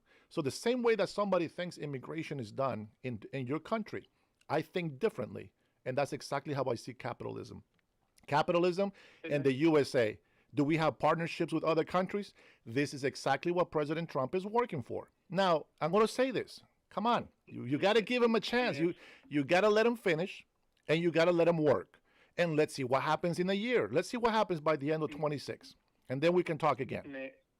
May I say one more thing here? Go ahead. I feel like this is the issue that you guys run into. I have no idea how we were in this whole world. I have no idea how we arrived here. This America is based on capitalism. America is based, like you said, make all the money you want in the world. Yeah. That's literally what people do because they find ways to make to build things cheaper, to sell things cheaper, No, and that's not it. maximize profits. That's not capitalism. That is what? No. Dennis, you know what? My friend, hold on, Dennis, hold on. It's not capitalism. You might want to argue it till the hills come, till the hills tomorrow. Wayne, are you Chinese? It doesn't Let me ask you, Wayne, are you Chinese? What are I'm you? not Chinese, no. What are you? You're Asian. No, I'm what American. are you? No, you have an Asian I'm accent. No freaking way. You have an Asian accent. I don't have an Asian Where's your parents from? My parents? Yeah. They're from Africa. African what parents. What does that ever make a difference of? Because your accent is Chinese. I'm just giving you shit. You sound Asian, though, in your accent, okay? And the way you're thinking is very Asian-like thinking. I'm thinking American-like thinking. Dennis, hold on a second. I just defended you from people talking to you about what your accent is and blah, blah, blah, because I said, you know what? It doesn't matter, right? But then you come back at this and say, well, you must be Asian, and that's why you have this type of thought process. I mean, what are you saying here? Well, you see what? Did you hear what you said? You're like, well, on one hand, no one should question your American loyalty, regardless of your accent, and you being a naturalized citizen. I'm a natural born American. I was born here. I don't know, man. You said that no one should question. No one should question your loyalty to America. Yeah. But you in this conversation just now, you turned it, you flipped it, and you said, "Wait, where are you from?" Yeah. But you were born here, right? You were born here. Hold on a second. So if you were born here and you have an accent, I just want to know where that accent is from. You already know I'm Hispanic, so my accent, to be honest, is a mix of everybody's accent. Because I when I was here and learning English, it was from Chinese, Japanese, Koreans. You don't have an African accent. All I'm saying, because Dennis. Well, you don't have an American accent either. I'm just trying to find it. Is it the South? You don't have a Southern accent. I totally agree. I don't have an American accent because of the nature of what my life was growing up. Okay, that's fair. That's fair. And that's something. What I'll say is that I'll leave it at that. But I said, I don't think an accent has anything. Doesn't determine the value of the argument. Doesn't determine what I'm saying, right? Okay. Because, like I said, I defended you saying that, hey, you know what? It doesn't matter. He says an American. Yeah. Americans have accents. You go to the Midwest, you go to the South, you go to Boston, you go to New York, whatever it is. You go there, and you can stand in Boston and literally be like, I have no idea what you just said. Wayne. And you could live all over in America. Wayne. But all I'm saying, though, Dennis, is this. Wayne. Yes. I love you, man. Go ahead. No, I'm just saying, I'm with you. Forgive me. I took that a little personally. Go ahead. Forgive Forgive me. Let's just keep. Don't worry about it. Keep going. I got you, brother. No. So all I'm saying is this, right? Your argument is against capitalism. Your argument is against capitalism because that's what America was built on. All these companies are built on bigger profits, smaller expenses. That's what it runs on. And wherever they can find Well, to reduce expenses, that's just a way of running business. That's not capitalism. That's just a way to run business. That's capitalism. Sir. No, it's not. That's capitalism. See, that's the thing you don't understand. So, Trump, hold on. I'll give you an example. Okay, go ahead. Prior to Trump running for president, all his merchandise and everything was made in China. Mm-hmm. Yeah. It wasn't made in America. Yeah. Because it was more expensive to make it in America. Because he's like, if I want to have a shirt printed or whatever printed, I can't go to an American business and say, regardless of cost, print them because I'm running on America First principles. Yeah. Right? Yeah. He still went and printed everything in China. Yeah. All his ties, all his suits, all that stuff he did in business was all made in China. Yeah. There's no other way, because why? It's just cheaper to have that done in China. Yeah. So that's why he did it, because he could. There's no amount of tariffs, your audience and everybody else, I want them to really understand this. There's no amount of tariffs that's going to bring shirt printing back to the United States. That's going to bring all this stuff to the United States, because all of these countries will always have one advantage over us, is cheap labor. And we do not have cheap labor in the United States, unless you're doing agriculture, where you're employing who? Illegal immigrants who are willing to take less than what is stated by law. Do you support that? What? Do you support the hiring illegal immigrants? By farmers? By anybody. I think that farmers should be hiring I think farmers should be hiring, even if they hire illegal immigrants, I think you should be paying them a fair wage. No, not if they're illegal. That's why they do it. That's why they hire illegal immigrants, because then they can practice bad labor. Now here, let me give you something that you said, and so I'll take your accent back. I like your accent, okay? You talk like a friend of mine, exactly like he does.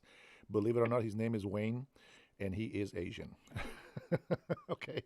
So that's where I got that from, okay? You talk just like him. And my wife is listening, and she's my witness, okay?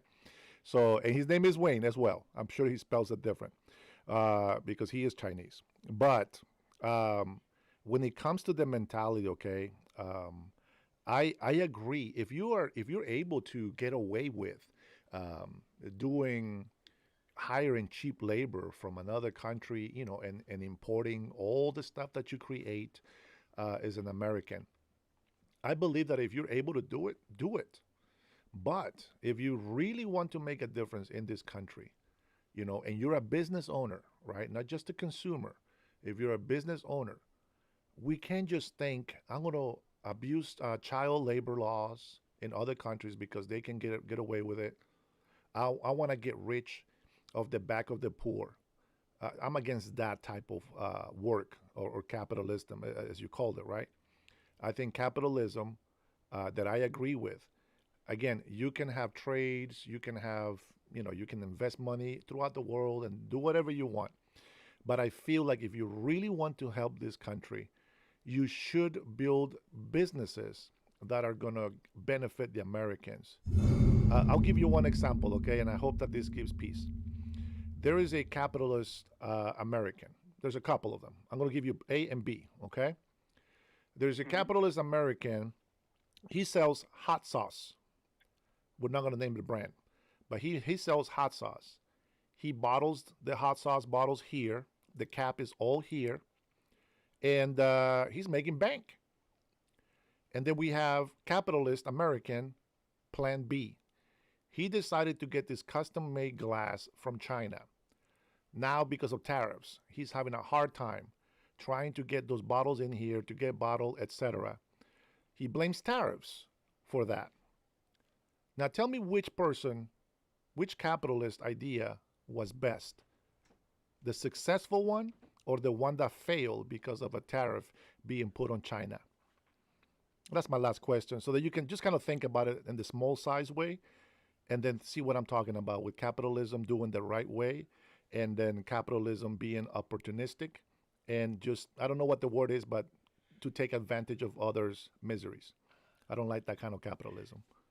Well, I'll put it to you this way. The unfortunate part is that I don't like the fact that the government would put the other company out of business. Yes, the other company will probably thrive because they're saying, well, we're still here. But because of the government now placing higher price on his competition's prices, right? So maybe the guy who was making everything in America was selling his product at $10, and the other guy was selling his product at, let's say, $7 and was doing well, right? 30. Then the government has stepped in. The government has now stepped in and said, well, because you're getting your glass from China, now your product all of a sudden bumps up to like $15 or $20. Now it would be worth 30. The government, Yeah, will be 430, whatever it is, Yeah, right? yeah. Now the government has stepped in and has put out an American business. Yeah. Okay. I'll The take government that. stepped in and has put out an American business. Now, all of a sudden, that guy who was buying his glass from China, whatever the case is, he can't feed his family. His employees are not getting fed. His employees are not getting paid. His employees are not feeding their families, whatever the case is, because the government has stepped in. Yeah. Well, It's no longer free economics. It's no longer free and equal competition. the American B example, he actually has a lot of money, but that side of the business that he wanted to do on the side failed. All right, man. You've been a sport, man. Wayne, thank you so much for putting up with me. I appreciate it. All right, let me get back to my chat here, and I'm going to go ahead my final opinion on this capitalist that I don't like. Have a good night, brother. You take it easy. All right. So I like Wayne. Yeah, I shouldn't make fun of his accent, but what am I supposed to do when my friend actually is Chinese and he talks just like him? Apparently he's African. I don't know if he's black or he could be just from South Africa. I didn't ask. But I understand the point that he makes about the people making money. Of course, we're a capitalist country, and we agree that people should accumulate as much wealth as they can possibly accumulate. But I really think that the biggest example that we have been given is always provide jobs for Americans. Now, we never said that we are against any type of trading from China. Of course not. Of course you can still buy stuff from China. If Americans can't build it here, for the same price, I get it. Let's get it from China. But not while China is screwing us over. I told this guy that made this hot sauce. By the way, the successful business owner is the one that sells Tabasco sauce, okay?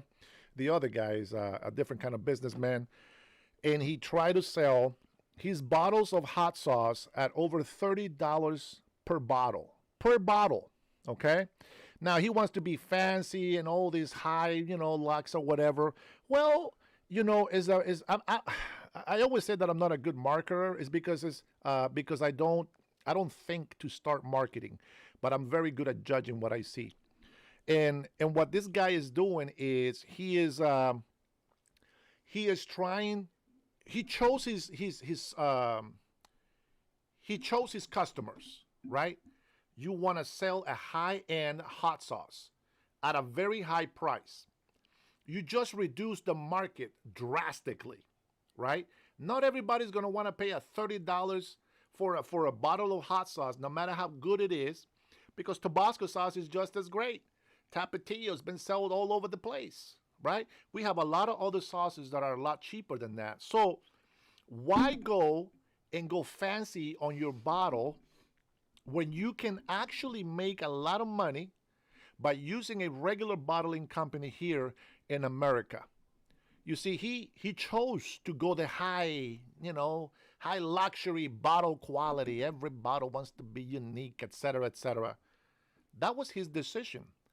And he thought for a second, this bottle can cost about $10 to sell. But if I get it from China, I can make $30. And so what does the tariff do to us? It forces that American to do what the Tabasco sauce company did. And that is build their bottling company here in America. That is the mentality that everybody should have. And they should always think, if we depend on international products, we are always going to be paying the price that they set for themselves. Yeah, China can go ahead and abuse, their children or whoever's working, on these factories. And yes, if we can buy the product, why not? What did President Trump say on his debate when he was talking with Hillary? Oh, well, Donald Trump over here, he took advantage of the tax cut for the rich. And he said, yeah, why not? It is the system. It is something that we can use. Why didn't you change it? He's being honest. Why didn't you change it? He said you didn't change it because you got billionaires that also donate money for you. That's why they didn't change it. See, the local government wants businesses to pay a lot of taxes. I just don't understand how that works. Georgia says, what a stupid comparison. It's not a stupid comparison. George, Berta, understand this. You don't get the comparison doesn't mean it's the stupid comparison. What he said was when he came on office, what did he do? Yeah, he does business. He gets, cheap products from China. Why not? It's allowed. It's available. Why not? So what does he do when he comes in office? Something that Hillary Clinton didn't do on her little debate gotcha moment that came and bite her in the ass. What did Trump say? Hey, listen, we are going to put tariffs on the world because we've been taken advantage of. We have been getting screwed for too long, and it's time for us to make some money. So maybe President Donald Trump is not going to take advantage of buying cheap products from China, but he needs to make a deal. He's not saying, Americans, you'll never be able to buy stuff from China. That's not what he's saying. That's not what he's saying. He's just saying, stop stealing my money. Stop stealing the American people's money. That's what he's saying. That's a big difference. So you see the difference. And poor guy over here, George, didn't let me finish my example. Thank you, Janet Lee. I see your comment. Thank you very much. Colin's leaving? Oh, good night, Colin. Oh, man, sorry, I didn't see that message. The 420 network is in the house. I remain pot committed. I am all cash business. 50 years ago, I was in the Marine boot camp. Well, I can see why you can, you smoke your little weeds in there, the little devil's lettuce. I get it. Some people just do it for recreation, though. But I think the example to me, I don't know, it's just my brain, I guess. The example is very clear. If something is broken, fix it. If it ain't broken, don't make it worse. You know what I mean? Like President Donald Trump said it before he became president. Yes, I take advantage of those tax cuts. Of course I take those loopholes. They're there. They're there for me to use, and this is why I pay big money for the lawyers. But if you want me to do that, fix it. So he doesn't want people to go to China when China's ripping us off. So what does he do? Fix it. Put a tariff on them. Let's see. I don't answer questions. My delete button is still broken. 1 year in, Trump's watch. Oh, man, we've been doing so horrible. I'm sick of winning. No, I'm not. I want to continue winning. America is back, ladies and gentlemen. Is back better and greater than ever.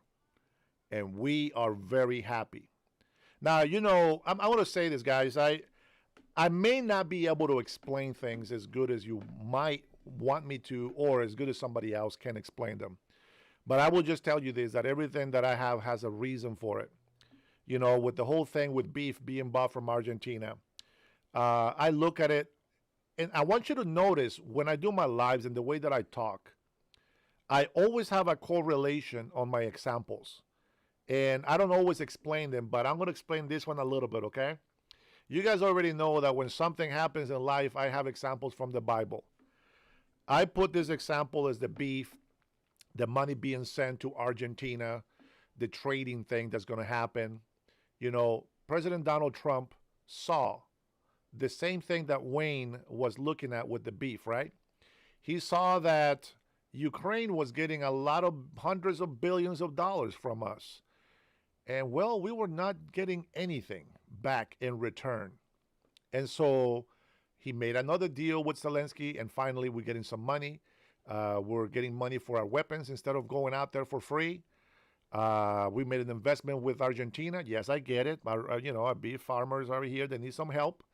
But that has been a mess that's been going on with big corporations taking out the little guys out, and then they can't handle it. There's a lot more to it, I'm sure. But the way that I look at it is this. Maybe we don't have that help right away, right now. Sometimes, as my mother used to say, we got to tighten the belt a little bit. We got to tighten the belt, and we might have to go hungry for a little bit longer. But we need to make sure that this bill gets paid. So the next time that we buy food, we're going to eat very good, okay? But you have to tighten the belt. What that means is that we're going to have to be hungry a little bit longer. But when we eat, it's going to be a nice meal. And that's kind of how I see life and decisions that I make and the way that I think about things.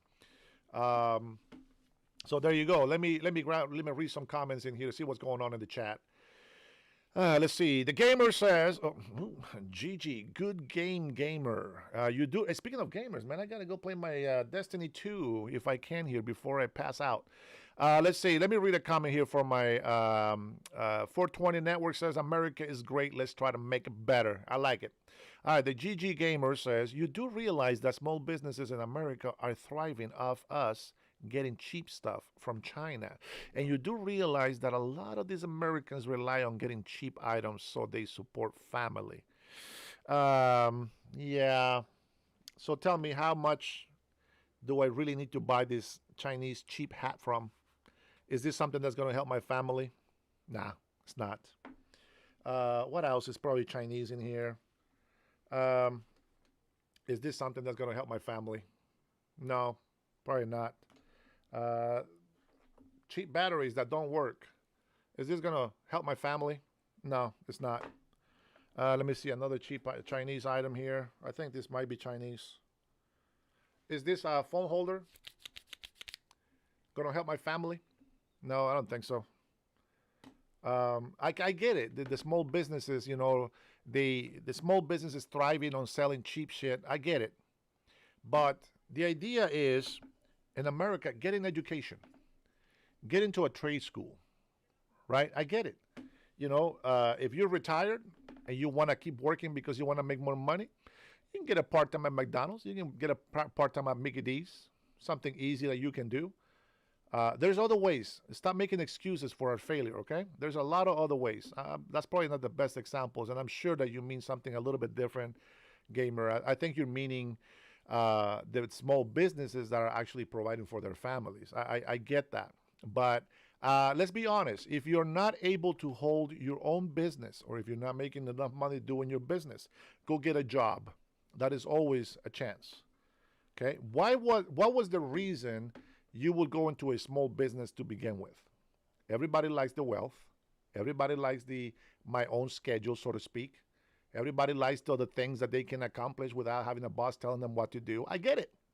But if you cannot be successful in a business, then maybe you need to get a regular job. Maybe being a business owner was not meant for you. Selling Chinese cheap crap wasn't meant for you to do. That was meant for people that probably don't have much education. I see a lot of places that sell a lot of this cheap stuff from China, dollar stores. You know, they're Indian, they're Asian. I don't see white people with this kind of stores. At least I haven't. They might be out there, but I haven't seen that. All right, let's see what else do we got. Let me go back to the comments. The Lazy Mug says, bring up Hillary again, you loser. No, once was enough. Thank you, buddy. Beamer says Argentina deal was finalized on October 20th. Ronald says, just getting started, 100% USA. Trinity say, you do just fine, Dennis. Sean's here. Here we go. Here's a question. Can you explain my comment? No.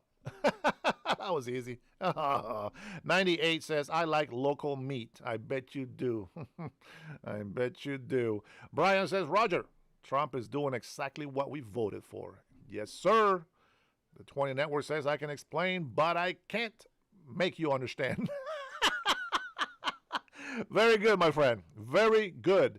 The Lazy says, Trinity, how's the weather in Moscow? This guy. Is he going to bring some sort of Russia collusion thing here again? Brian, of course, is going to give you what you asked for. Hillary, Hillary, Hillary. Anything else you want? Hillary. Man says, I voted for this. Yes, yes. Where is Rush? I saw Rush in here. Well, what happened to her? Did she go to sleep already? Let's see. Thank you, Marty, says Brian. Okay, here we go. The Gamer says, you do realize that small farmers in America are going to lose their business because now he's buying the Argentina and not the small farmers in America. Oh, man. You know, nobody loves the farmers as much as I do, but there's got to be something to be done about it. As far as I know, it's a lot of small businesses go out of business because of slow business. And if we are importing beef to China, well, they should be exporting beef, not importing, exporting to China. They got to be exporting to other countries. I'm sure they can do that, or at least sell that here in the States. The reason why their meat is selling, not selling as well, and why they're losing business is because they're selling it too high. And of course, Americans, we want to make them money. That's the whole idea about, having a business. I get that. But the problem is not the tariff. The problem is not President Trump. I'm sorry to bust your bubble. The problem is your local government. That is your problem right there. Your local government. They need to take a lot of regulations of these farmers. They need to take a lot of taxes of these farmers. And they need to stop allowing big corporations to take out the little farmers. Period.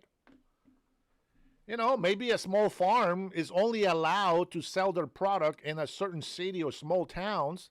Okay. If a big corporation can sell to a lot of cities, okay. But it's not okay to take out the small farmer. Okay. Now, if the small farmer is doing a shitty job farming, what can we do? We can't just support them for nothing. They got to be able to bring something to the table as well. You can't just tell me that you're going to farm some orchids and I'm supposed to, help your farm thrive? That's your job. If you don't know how to do that, then I can't help you with that. But if you're a legit farmer that has been doing for years and been making good money, tell me what is the problem?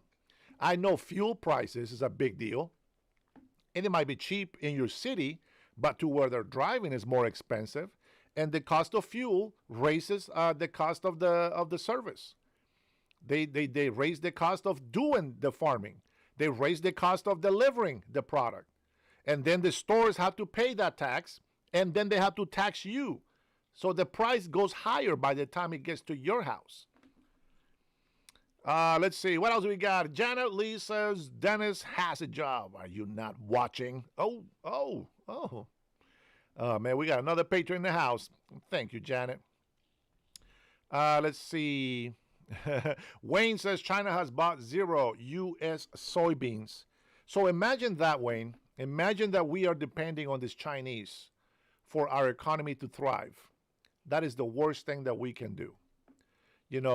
I thought that India was going to be a very good alternative.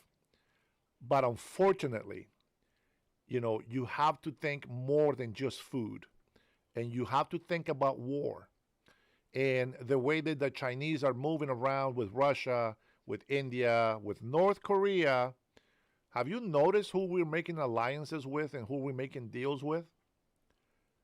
South Korea, Japan, the Philippines, Taiwan, Thailand, Cambodia. We're making deals. We're signing agreements with a bunch of these countries for a reason, my friend.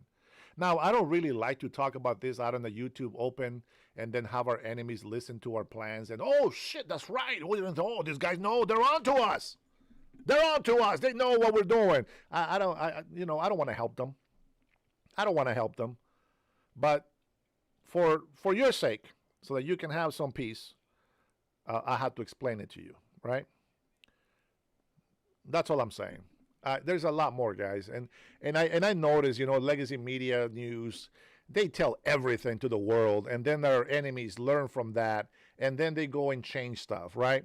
Let's remind you that China is also not buying soybeans from Canada. Let's also remind the audience, the very few that we have here today, let's remind the audience that Alberta doesn't want to be part of Canada. They want to be their own independent country, or who knows, they might even join us, right?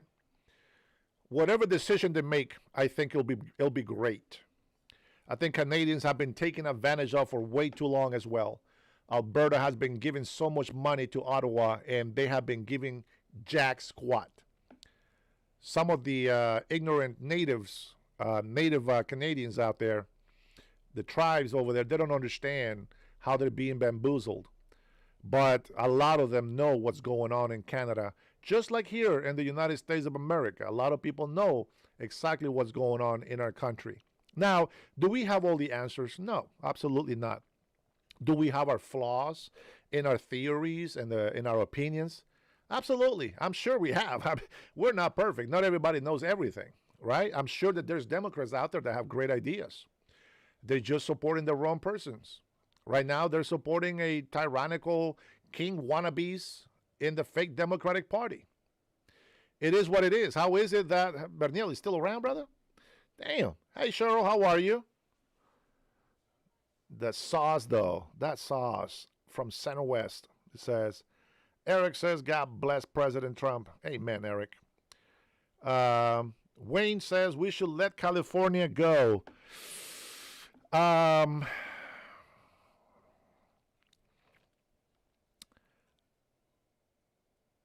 don't know, man. I thought about it. I thought about that one as well. Wayne, you're a tough one, bro. I thought about it as well, but you see, California doesn't belong to Gavin Newsom. California doesn't belong to the governor or the senator that are on those places. They don't deserve to be there, number one. It belongs to the American people. And in order for California to be let go, all Americans have to vote on that. Because the United States of America, it was not made by one governor. It was literally the United States federal government that acquired California, Arizona, New Mexico, Utah, Colorado, etc. The federal government, not just some senator from the downtown, from the small village. Oh, we're gonna be California. That's not how it worked. Anybody disagree with that? Mandami is the worst mayor in where? Elected. Wait, Mandami was elected already? Here we go, guys. We'll give it about a year and let's see how wonderful New York is doing. Oh, Bernal, hey, thanks for the super chat, my friend. Man, you're celebrating your birthday and yet you're gifting me $100 super chat from Bernal. Thank you, brother. Appreciate it. Much love.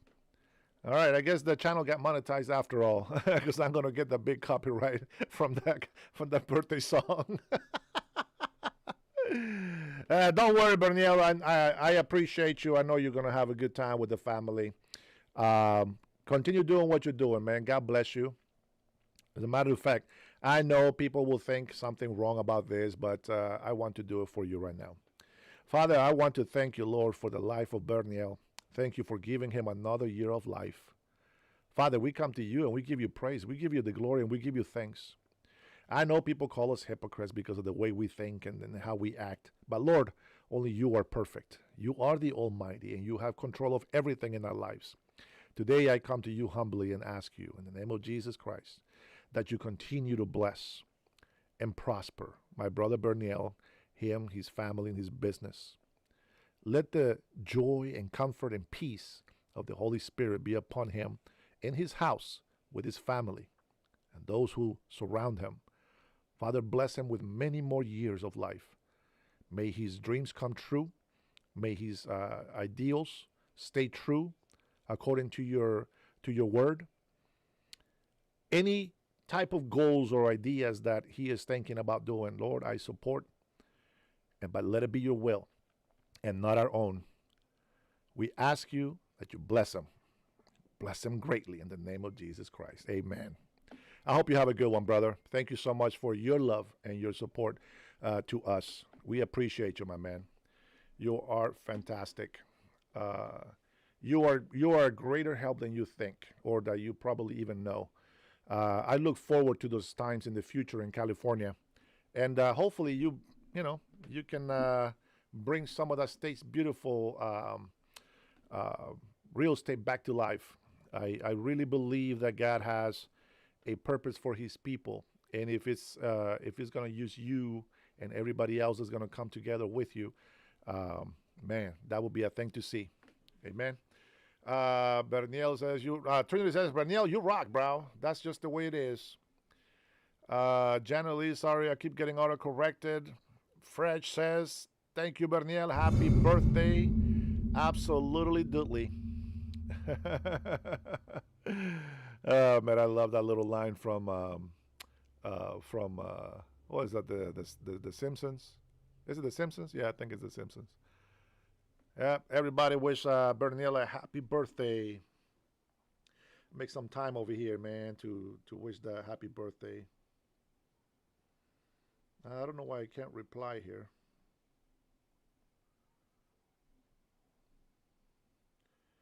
Give sec.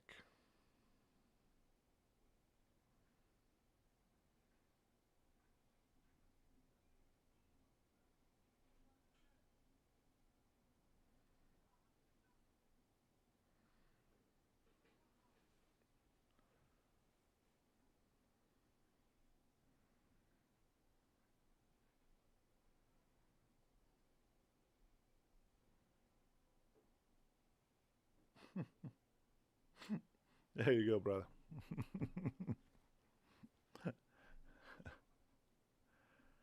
Come on, YouTube. You better not block that. Oh, okay. Bro, if YouTube blocked that comment, I would have been pissed, dude. Oh, man. Hey, Dennis, what is the topic of today? Angela, I am taking questions on housing, cost of living raising through the roofs, and why we don't have enough housing available for Americans or people that live in this country. All right, let's see. What do we got? What else do we got? Wayne just slapped me in the face. All right, Wayne is black. I get it. By the way, Wayne, you're very smart, bro. You're very smart. I like the way you think. But I want you to think outside the box. Try to argue with yourself on that. You see, one of the things about me that you don't know, and most people don't know, I know it sounds crazy, but I argue with myself on everything that I believe. Maybe one day, if we have a conversation in person, you will notice how negative I am about something that I actually really agree with. And I know it sounds weird, but I try to find a lot of negative stuff that can come out of any decision. And it helps me really think about what I believe. And so that's why I'm very, very hardcore on what I believe and what I say. It's Doug said he's liking the channel. Thank you, Doug. It is that time, my friends, to check to see how many subscribers we have in our channel. And the last time I checked, I had 9,550, I think. And now we are at 9,571. So we got a couple of subscribers today late at night, even though it's been a very, very slow night. You know, we're going to see what's happening tomorrow. I'm looking forward to seeing what President Xi and President Donald Trump are going to come up with. And here we go. You know, let's get some trading going. We want to allow businesses to do business and import from international countries like China, but we also want them to be fair with us. Okay? So I'm going to say this, and maybe this will help you a little bit, Wayne, give you a little bit of peace, okay?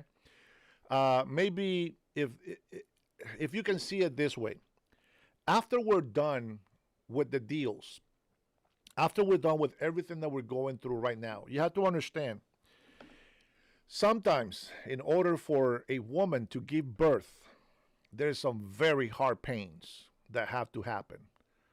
We call it birth pains. Now, us men, we don't really know what that feels like. But I can tell you, I have had some gas in my intestines that feels like it's going to explode in there, and it bends me.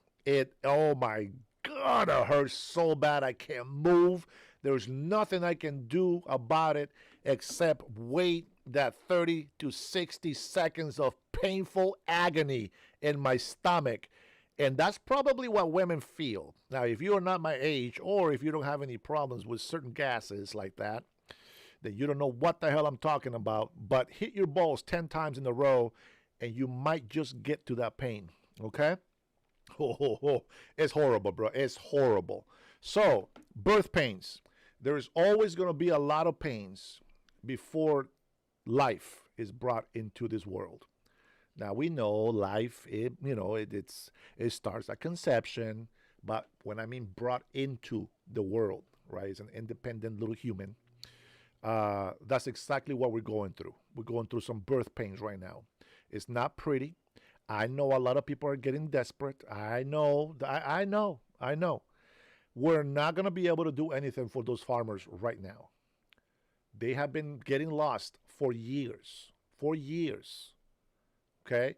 There's some things that we can't control yet. But I can tell you, once we get everything settled in, it's only been 10 months, guys. 9 months. It's been 9 months since he's been in office. And we have accomplished so much. And I know that you guys want to see results right away.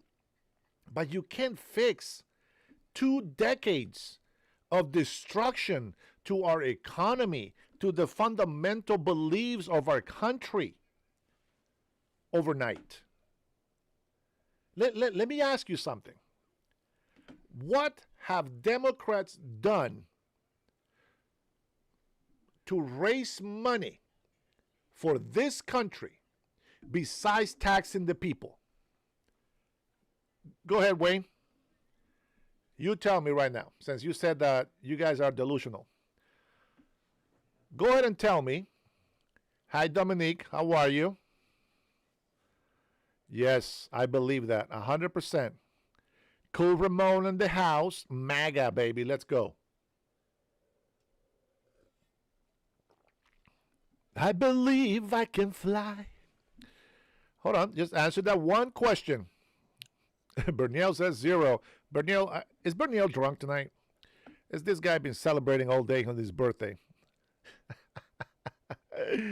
All right, I don't know if I'm wrong, but I think Berniel has been working, to be honest, on his birthday. I could be wrong. Maybe the guy is smart and he took a day off, but I bet you he's been working on his birthday. Democrats waste money. No, Patricia, I said, what have they done to raise money besides raising taxes on the people? Rush Babe says, shut down the government, save $11 billion in EBT. I didn't think I was going to get at least one answer, but yes. Now, has it really helped our country, though? I don't know.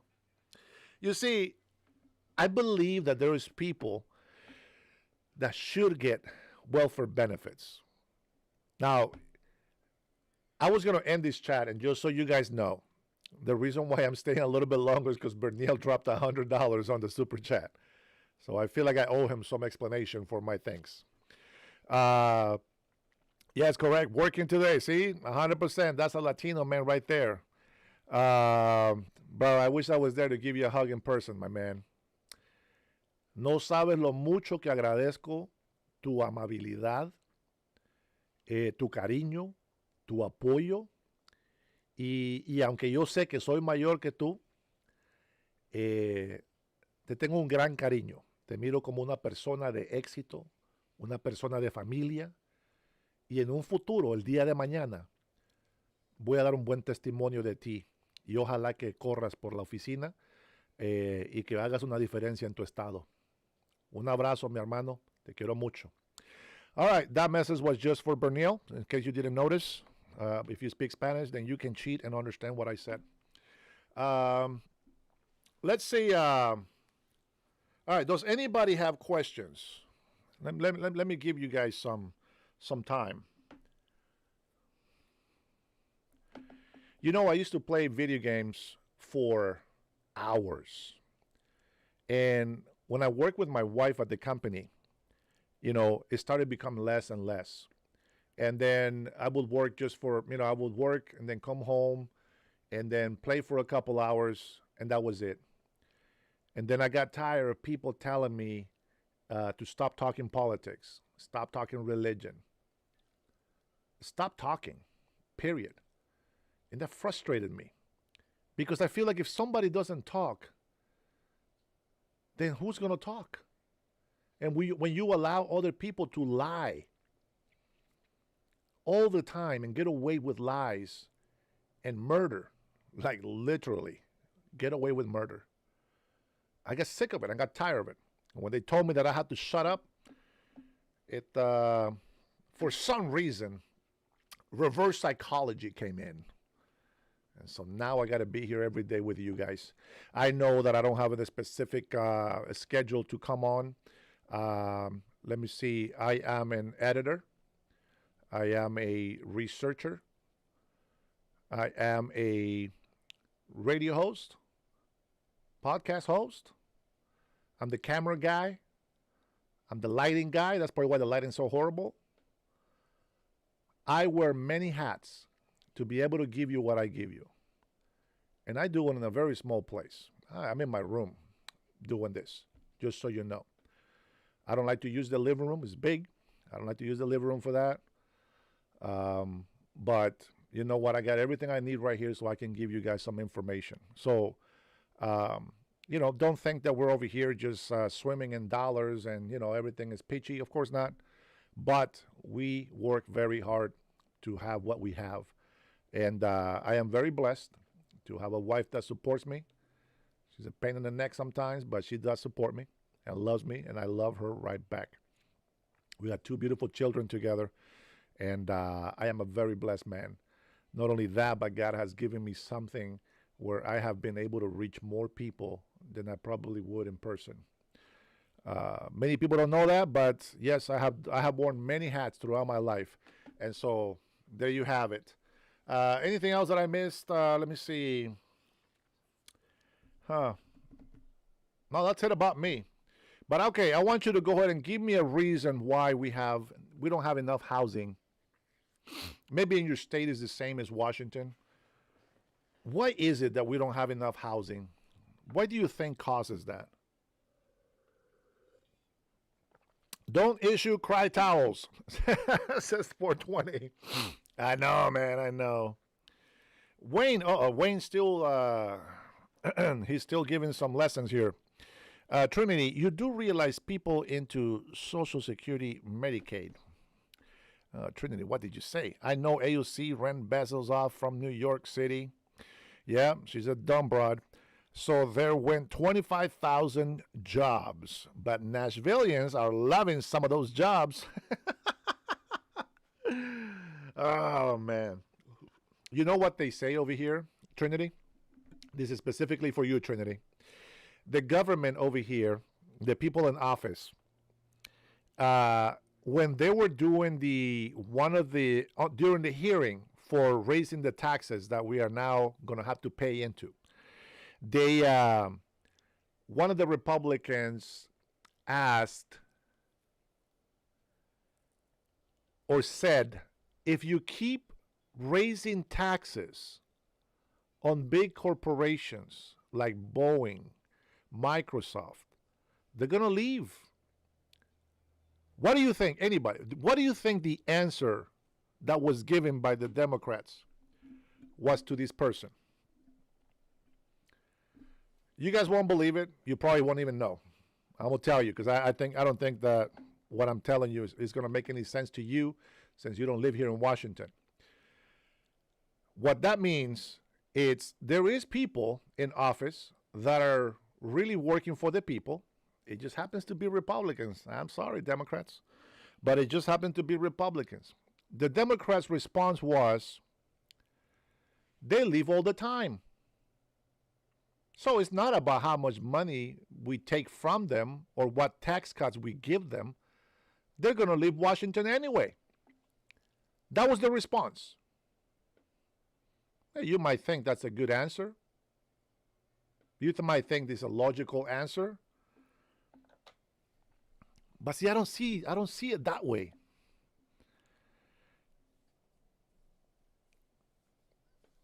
Trinity, we pay into Medicaids. It's on people's W-2s. Medicaid or Medicare? They're different.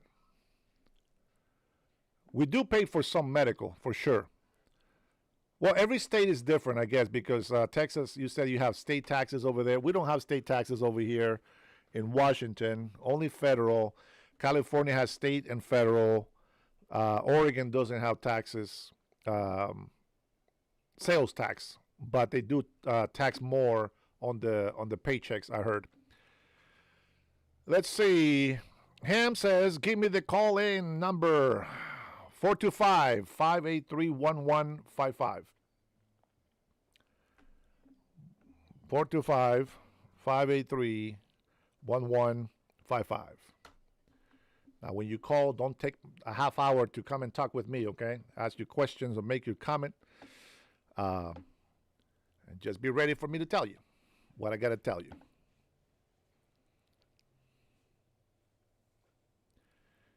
Yeah, we pay a small amount, but yet we still pay into the I don't know what if it's Medicare or Medicaid.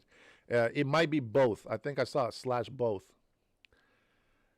All right, Ham in the house.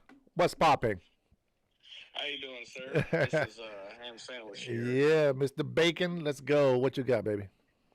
So I've seen your channel a few times here on YouTube Live, and I voted for Trump, and I support a lot of his policies. Yeah. But I do want to ask you, because I remember one time I saw that you had the American flag with the Israel pennant. Oh, yeah. What's your reasoning for like the support of Israel, first of all? Is it a spiritual thing, purely secular? It's mostly spiritual, yes. So can you elaborate on that? Yeah, well, I believe in the Bible, and I believe that God, the Bible is the word of God, inspired by God, written by man. I believe that we are to bless Israel. We are to support Israel. A lot of people that don't believe in the Bible, or, they're atheists or whatever, right? They always bring 2 points. One of them is Jews don't believe in Jesus, so they're going to hell.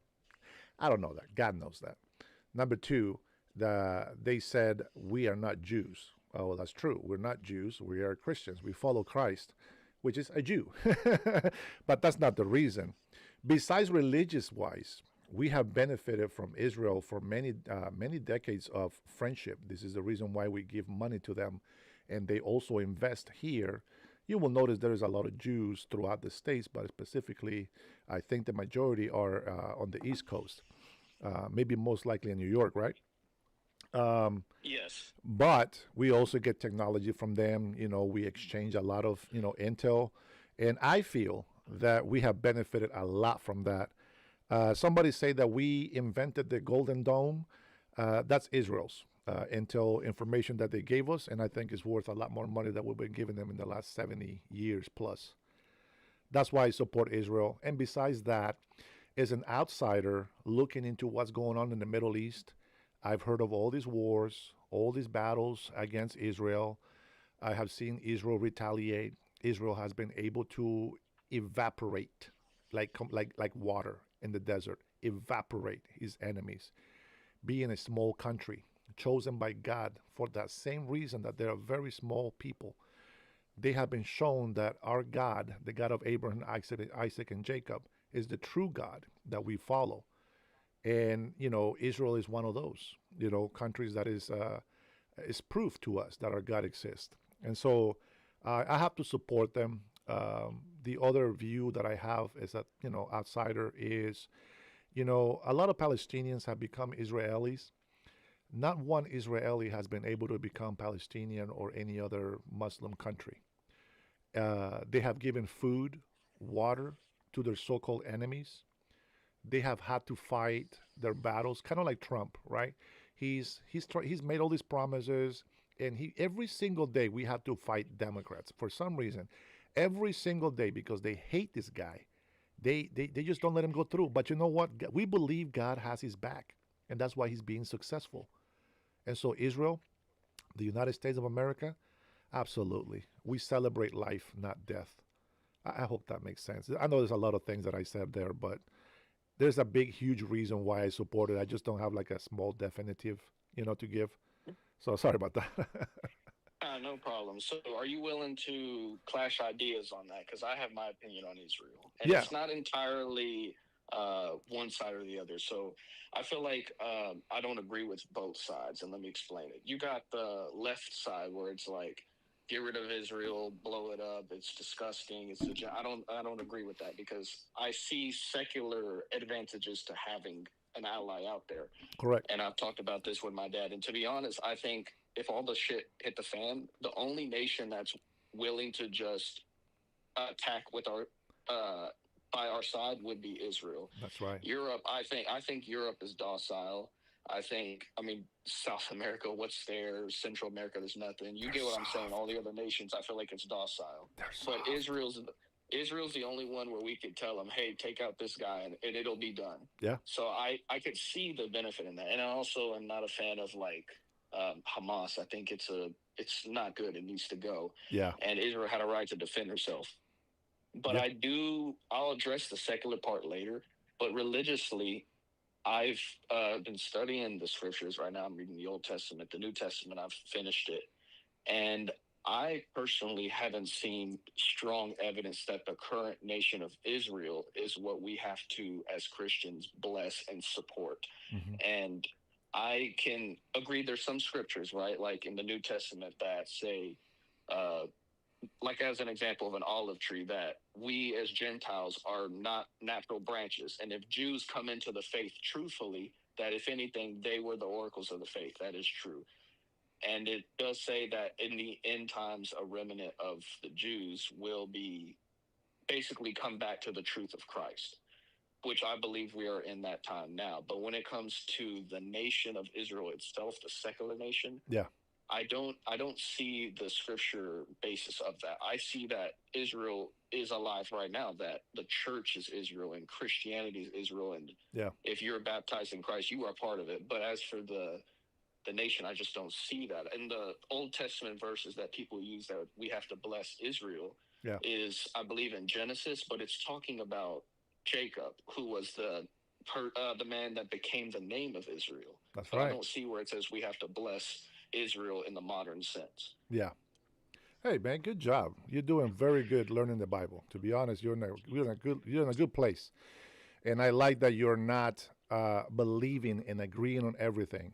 As a matter of fact, I agree wholeheartedly, 100% with the Apostle Paul when he praises the Thessalonians by telling the other churches, you should be like the Thessalonians because they don't do what they hear. They don't believe what they're told.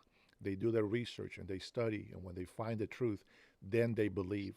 And that's exactly what you're doing. So you're going to be very blessed, my man. Keep going. Don't stop.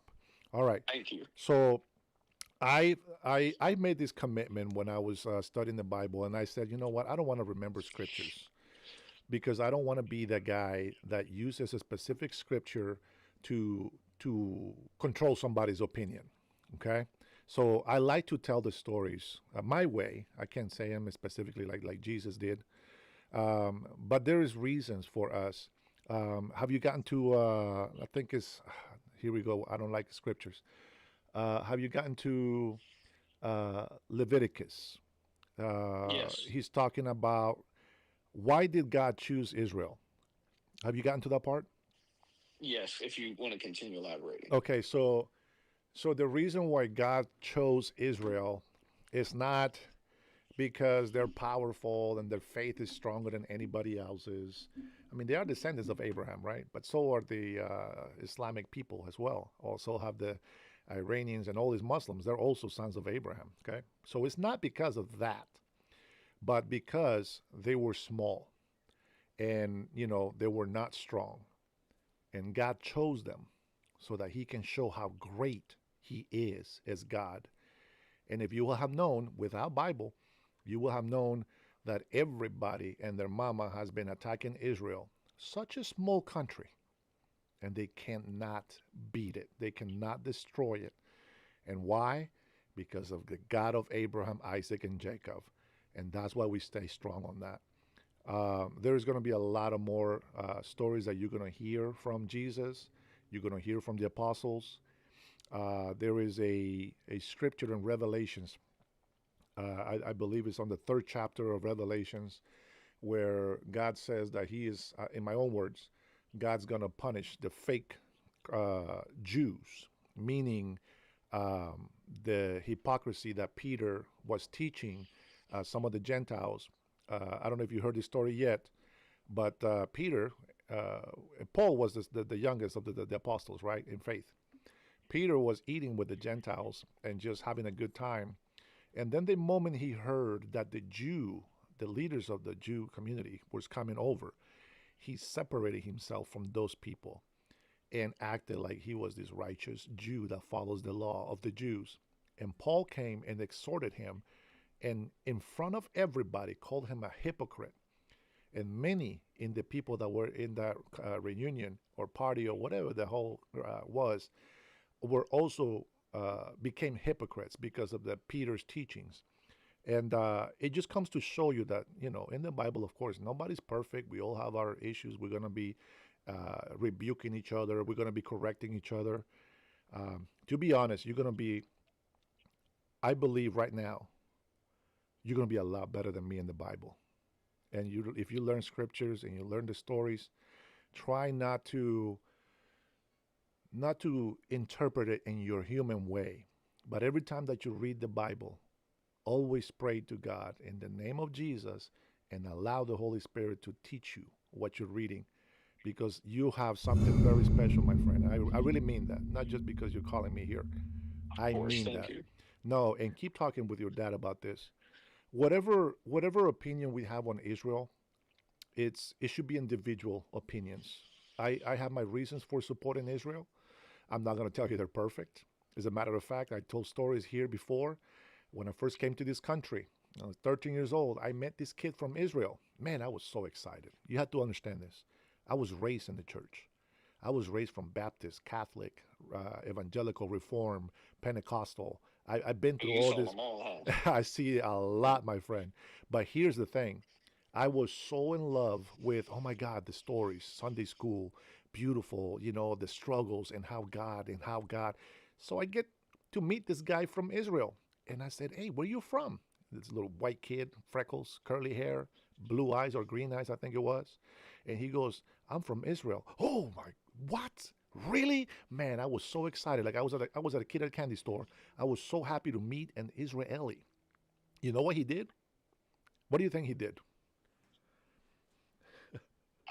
Not sure. Let's assume positive. He flipped the bird and say F Israel.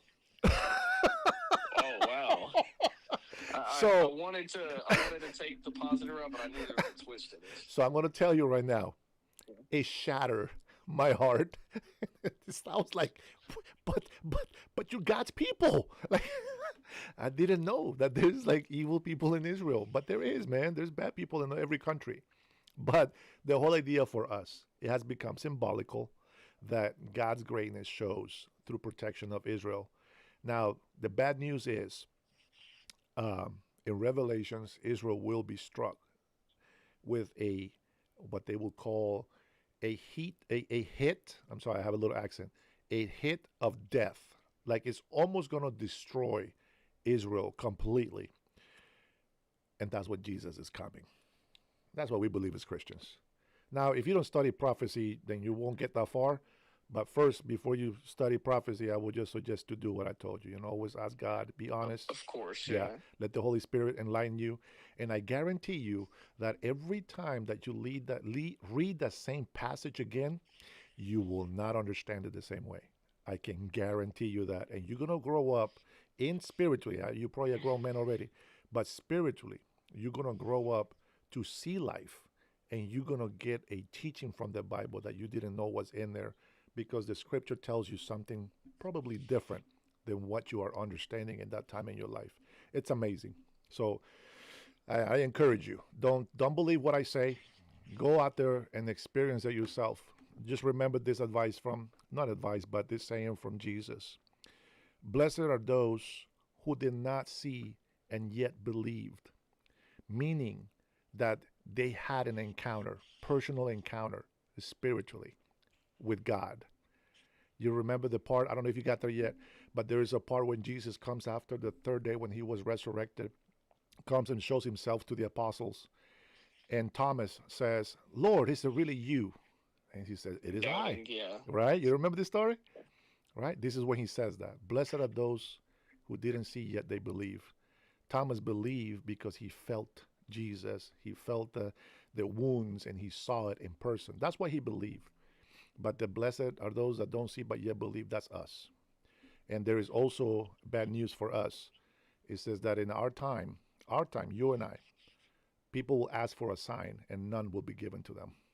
And that's going to make it very difficult. So you're going to start seeing a lot of LGBTQ stuff out there. You're going to start seeing a lot of things that people know is good, but they will call it bad, and they will call bad good. People of faith are going to stop believing, in God. You already see the beast sitting on the in the temple when you see these gay pastors and lesbian, bishops, and this whole non-binary priest in the Catholic Church.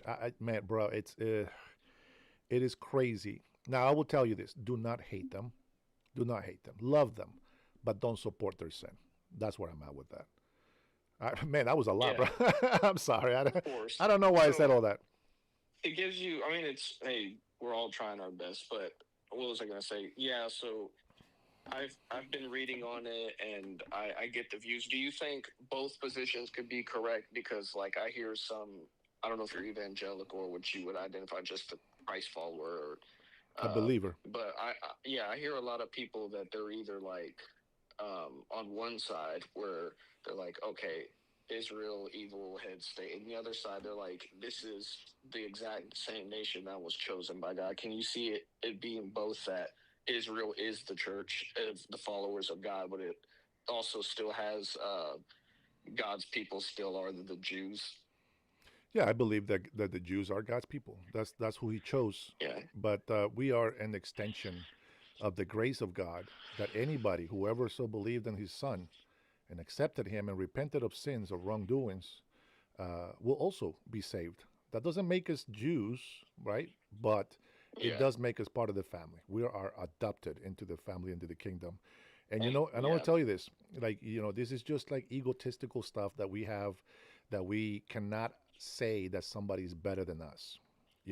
One of the things that people hate me here is they want us to tax the rich. And I always say, listen, don't be jealous of the rich. Don't be envious of the rich. They have their own struggles. But I say this instead: bless them. Pray for them to prosper more. But pray for, more so that they are saved. And then they'll make a difference. That's all I say, right? So people hate me for saying that. But that is kind of where I am spiritually when I bless Israel. Blessed are those who bless you, and that's where I take that. And to be honest, me blessing you in your life blesses me. If you help your neighbor, that's a blessing for you. When you forgive somebody, you do that for yourself. See, this is a selfish act that you think is selfless, that you forgive your enemies. No, you do it for you. It's a selfish action.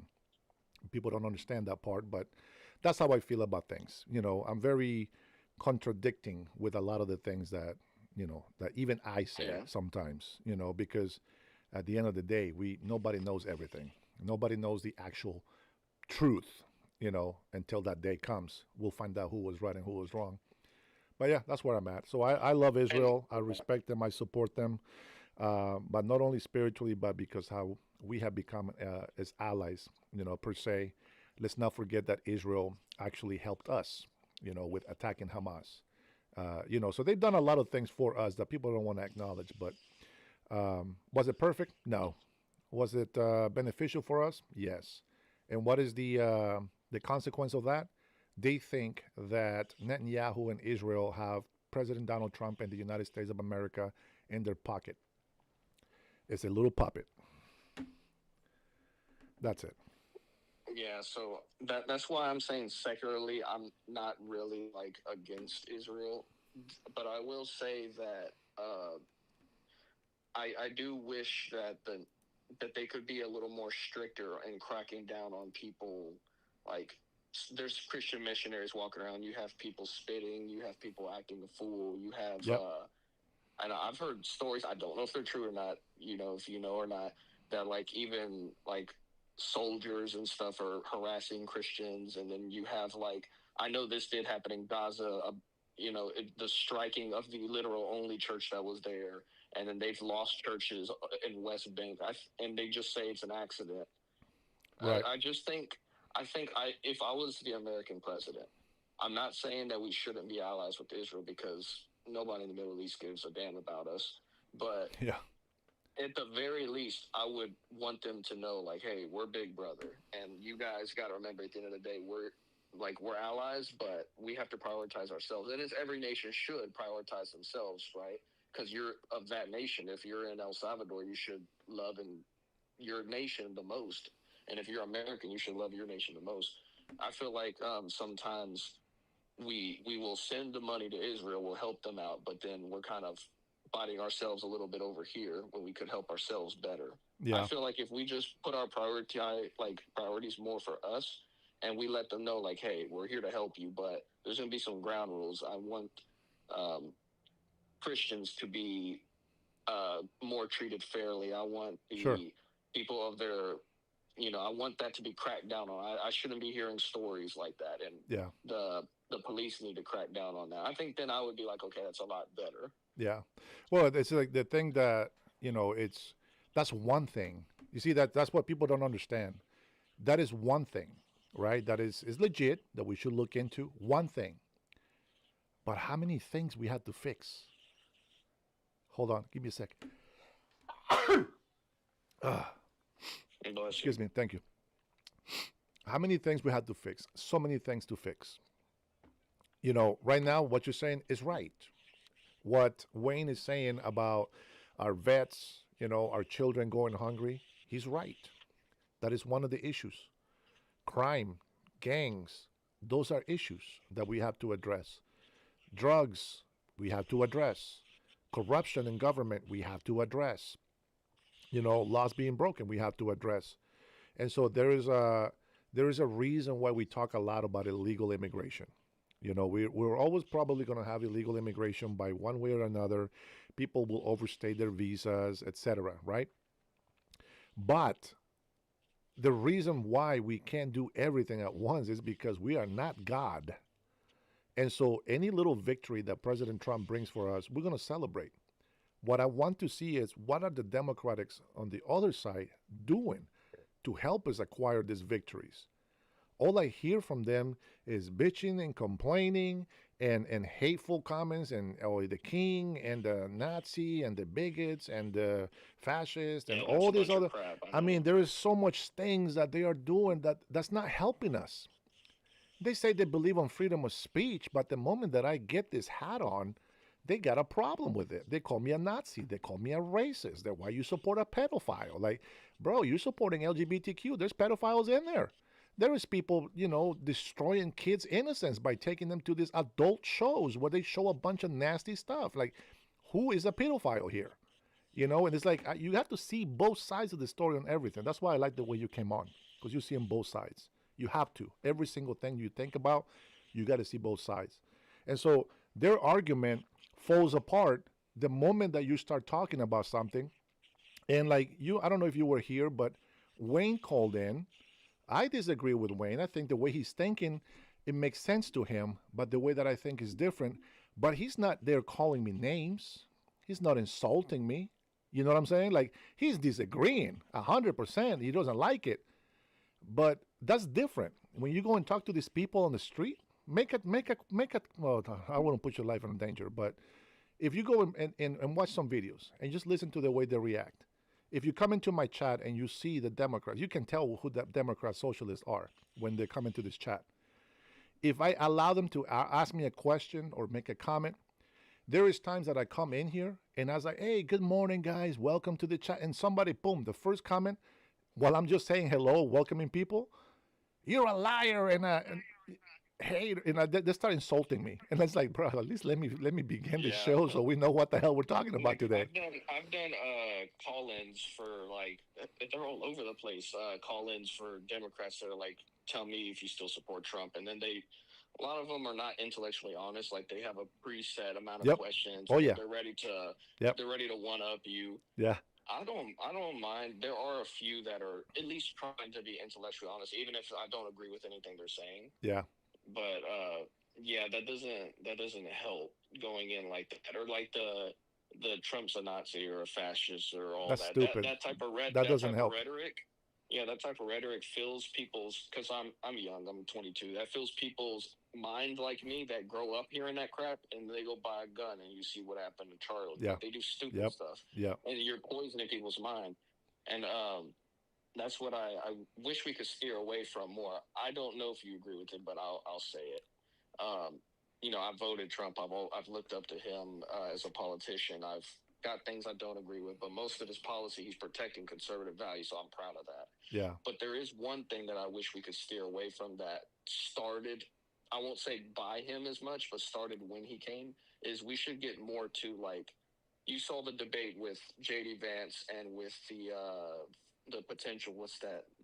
Marco Rubio? The guy that was going to run with Kamala Harris. Biden? Waltz. Sleepy Biden? Waltz. Tampon No, Tim. not that dude. Sorry, I don't know their Tim, names. Tim Just Waltz. the nicknames. You saw them, yes. Sorry. You saw Tampon. You saw Tim Waltz and him debate. Yeah. Obviously, Tim Waltz was lost. The deer in He's headlights, gone. but Yep. it wasn't like something you couldn't take serious. A lot of people saw J.D. Vance and voted for Trump because they were like, you know what? It's refreshing. We're hearing intellectual conversation. Yeah. It's not bashing one another. It's entertaining, man. Trump could go out there and say some funny stuff, but at a certain point, if we want people to come and be serious to our cause, we're going to have to say, all right, guys, we got to put a chill on it. Yeah. I would like to see more of that on both sides. Yeah. Yeah. I'm like him in too many ways. Yeah. Like I will say, I will tell you my personality. I'm at work. I'm a clown. I'm a joker. Man, we say a lot of dumb stuff, joking, right? But there's one thing that I always tell people, listen, I'm a big joker, but when it comes to serious things, I got to switch. I know it sounds weird, but if we're having fun right now and all of a sudden something bad happened, whether was it because we did something or somebody's just maybe an emergency came up, I will go from laughing out loud to seriousness in a split second, because you have to know when to make a joke, when to laugh, and if something is serious, you got to switch it. You know, just kind of like when I was joking with Wayne when he called in, I told him he sounded like he was Asian, right? Maybe Chinese because of his accent. Turns out he's a black African. He just sounded Chinese to me. I don't know. But, you know, it's one of those things that were like, okay, that bothered him. Okay, yeah, forgive me for that. I'm still laughing, but I asked for forgiveness, right? Because, you know, that's the way he saw it. It is my show, so I'm going to have to, you know, I'm going to deal with my show the way that I do it. But, you know, at the same time, it's like, you will catch me here sometimes, you know, being truthful to people and be like, you know, thank you so much for your support. You know, people have seen me cry in here because I get too emotional sometimes, especially when I see the pain, you know, and people, you know, I don't know if you ever project what you're talking about, but if I'm starting to look at children, you know, going through some suffering, it touches me and I get emotional. But I just think that's just the way that I am. President Trump, he knows it's doing debates is rough. It's rough. Everybody will bring everything out of the closets and they will try to destroy you and humiliate you. And I'm going to tell you this. The biggest example that I can give you so that you can continue having hope with President Trump is this. J.D. Vance called him names. Marco Rubio, little hands. Tulsi Gabbard, a Democrat. Jeb Bush shook his hand after he defeated him horribly, humiliated him, and yet he smiled at Trump, shook his hand. They're politicians, bro. They know what they're getting into. I know that when I'm getting into that line, people are going to come at me hard, and I'm going to have to respond accordingly. I will probably make fun of a lot of people, but when it comes to addressing the needs of the people, that's not a joke, and you have to be serious. You know what I'm saying? So I want you to look at who Trump has in his administration right now and tell me if you believe that he is a bad man. He has shown you mercy, forgiveness. He's shown you fairness. J.D. Vance, be my vice president. You're a fighter. You got what it takes. Like, and you see a lot of the people that he put in his cabinet were previously against him. Like, let's go. RFK, J.D. Vance Bro. was definitely not a fan of him. Yeah. Tulsi Gabbard, yeah. You know, those people were not very favorable. And even, and I'm not a fan of her, even Nikki Haley came out and still supported Trump in the open in the end, you know, and I was not very happy with her. And I don't know if you agree with it or not, but even I was a little bothered by DeSantis's approach with Trump at times, but I know he's still a great governor. Nah, they got to fight. They got to fight, brother. Yeah. They got to fight. I know I know there's a point where you have to support it. That they do have to. They're politicians. They got to do it. I want it. That's the only thing, though. I want it to stay sparring. I don't want it to be like, oh, we actually are enemies, or we're like hidden below the belt with each other, because we got to stick together. But with sparring, of course, you just are making each other better. Yeah. I do like that. That's fine. Yeah. Well, I admire him every single time I see his cabinet. Every time I see the administration, right, doing press conferences, etc. Every time I look at everybody in there, I just think, this is how you unite the country, bro. You grab the people that were fighting you, and then you hold their hands and lift them up. You know what? I'll give you this example from me, okay? And a lot of people don't like me because of this. Now, I love to cook. I haven't cooked for a while, but I love cooking. I know the taste that I want on my food, okay? My wife gets to hear the good and the bad from me. A lot of foreigners that want to invite me over for dinner. I am very, very critical of the food because I'm a very picky eater, and I know what flavor is flavor to me, okay? Number one, I will disappoint a lot of people out there that like very, very hot, spicy stuff. That's not flavor. That's just burning my mouth.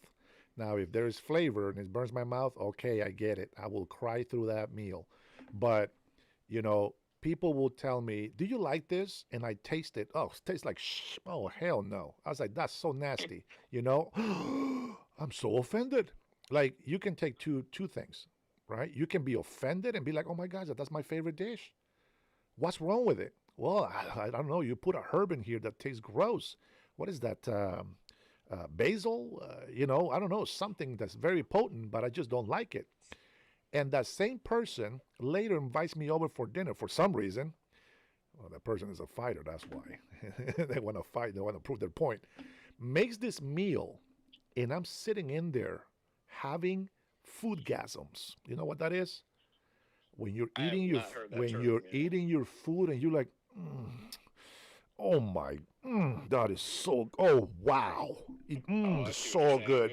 That's a foodgasm. And you know what? That person knows that I'm not fake and that food really was good. And I think Trump does the same thing. I think Trump judges people, makes fun of them, judges them harshly. And then he says things about little Marco Rubio has come a long ways. He has become a great leader, and I trust him fully. Wow. When you hear that from that one that you thought was a bully, the one that you thought was trashing you, didn't like you, didn't appreciate you, and after you've been able to say, wait a minute, I'm not that, and you went and proved yourself, now you're worthy of that respect. And that's how he is. That's how I see him. That's how I am. Now, do I love everybody automatically? 100%. If I just met you right now on the street, I love you 100%. The way you interact with me will tell me how long that 100% is going to last. It's kind of like the same theory. Yeah, it's like the same theory about, we learned this in the 80s, right? Higher learning, I think it was called, or something like that, where the teacher says, the first thing that he says, because there's a bunch of trouble school kids, right, in high school. Everybody's like, acting up. Everybody be quiet. Right now, today, everybody, every single person in this classroom has an A. Have you heard about this one? And all the classroom goes crazy, like, wow, I never had an A in my whole life, just bad kids, right? And so, yeah, what is the purpose of that? Is to teach them that you don't work to earn something, like love, right? You work to keep it. I always heard respect is earned, and I believe that. But the other side of that for me would be just that. You got 100% of my love. Respect, you got to earn. That's just me. But love, you got it, 100%. And then it just depends how long you want to keep that 100%. That's all. Yeah. And I've seen, at one point, Marco Rubio is seen as like, maybe, he's wishy-washy. The dude's doing great as a diplomat, I would say, Secretary of State. He's going over to, like in the beginning of the term especially, he was going over to talk to a lot of the people in the South America, Central America, Trump basically would say blah blah. They would hate him. He went over there, sweet talk him, and all of a sudden they love Trump now. I'm like, damn, Yeah. this dude's slick. Yeah. But Yeah. and I feel like a lot of times like people don't get Trump. Like I think a lot of times he's getting in their head. Yeah. And it's like a All the business time, bro. thing, because I remember I saw some video where when he was a businessman, he was telling a strategy where it's often like he was messing with the person across from him so he could get an advantage in whatever deal he was doing. Yeah. So I get it. And he's also like, he'll talk to honestly anybody. Like Elon Musk, they had their problems with each other. And then I think he was just sitting with him at the table the other day. Yeah. So it's like he'll do it. And then I do get it, but kind of making a round about all the way to the beginning of the conversation, I do see that there's a big splinter, and I'm pretty sure you see it too with conservatives, with the deal of Israel. I think that it's going to become more than just a side issue. I think you're going to see the party actually diverse based off of that issue. You're going to see a lot of people that are like Tucker Carlson or Nick Fuentes or Candace they're Owens, slipping. where they're like, you know what, and I'm not a fan of that, where I'm like, okay, you're 90% agreeing with Trump, but the one thing you disagree with, you're willing to throw everything away. All your conservative values, you're willing to throw it in the trash. I'm not a big fan of that. But I do see that there's going to be a point where, like, Republicans are not going to get votes simply off of Israel. And are we going to stick with them? Are we going to set them more in their place? Are we going to abandon them? I wonder what is going to happen. Yeah, I think JD, if he wins, is going to continue what Trump has been doing. And I think right now we're on very difficult times because, as I said earlier on my chat, is we are going through a lot of birth pains as a nation, and we're not going to see the result of all the investment, all the labor that is going through right now in this country until we have, success with all these dealings and we start seeing things coming back to normal. Illegal immigration will always be an issue, but I'm just 100% against illegal immigration because of the mass illegal immigration that we just had in the last administration. I think it's destroying our country. I think it's destroying our economy. And I think that once we figure out what the hell happened there and how we're fixing it right now, once the dust settles, everybody's going to be able to see clearly. And who knows, maybe we have a couple of decades of peace and love and prosperity. But peace is never a full eternity type of thing. There's always going to be a generation that gets used to having peace. They don't appreciate what's been given, the sacrifices that have been made. Like, people don't understand the history that this country's gone through. That's why they don't understand why we have to be the way we have to be. Japan today, and I'm going to leave you with this because I know we've been on this a long time. Japan has been one of those countries that they're very disciplined. They're very proud people. They have some crazy ass beliefs, but nonetheless, they're not worshiping us, but they have respect for us. And I'm going to tell you, the Japanese do not respect the weak. Their respect is strong. And, well, yeah, right now we are. That's right, baby. That's right. That's the American way. Hey, thank you so much for calling, man. You were awesome. I appreciate you. Thank you for your double opinion. I think that's exactly how you have to see things, and then make a choice of where you want to be with that. God bless you, man. Awesome. God bless you and your dad, okay? Day. You tell your dad to be good. Take care. Man, that guy is going to do some stuff in the future, hopefully sooner than later. Very smart, very wise. I love people that think that way. Don't come in with just one negative. Give me a solution to that negative. I'm a big believer of that. If you have a problem, bitch and complain about it. But tell me how we fix it, right? What is the one thing that we always tell? I know, guys, we've been far too long with this one. It's not the weekend, it's the middle of the week. But, man, that was a great call. Great conversation. Junior, I saw you. Bro, my huevos are boiling right now sitting on this chair for too long. I think my daughter wants me to take her to the store. She's been waiting for a long time. But we'll do one more call. And the reason why I stay longer is because Berniel is punishing me here. He dropped 100 super chat. And, of course, I appreciate it. But now I have to stay here longer. Call me up, brother. Give me a call. Yeah, he has my number, Trinity, I think. You want to go to the store? Is that what you're waiting for? Yeah. because I mean, your bedtime is in 3 minutes. Are you trying to take something to school? Okay, then just wait and I'll take you, but it's not gonna be a habit, okay? This is on me. All right, is this Junior?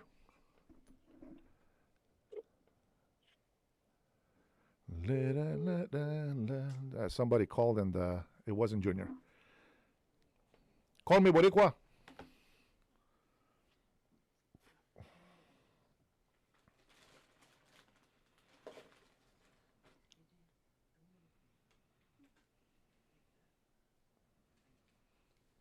Yeah, I'm going to call you, okay? Now, the reason why I'm going to call him is because he told me to save his number.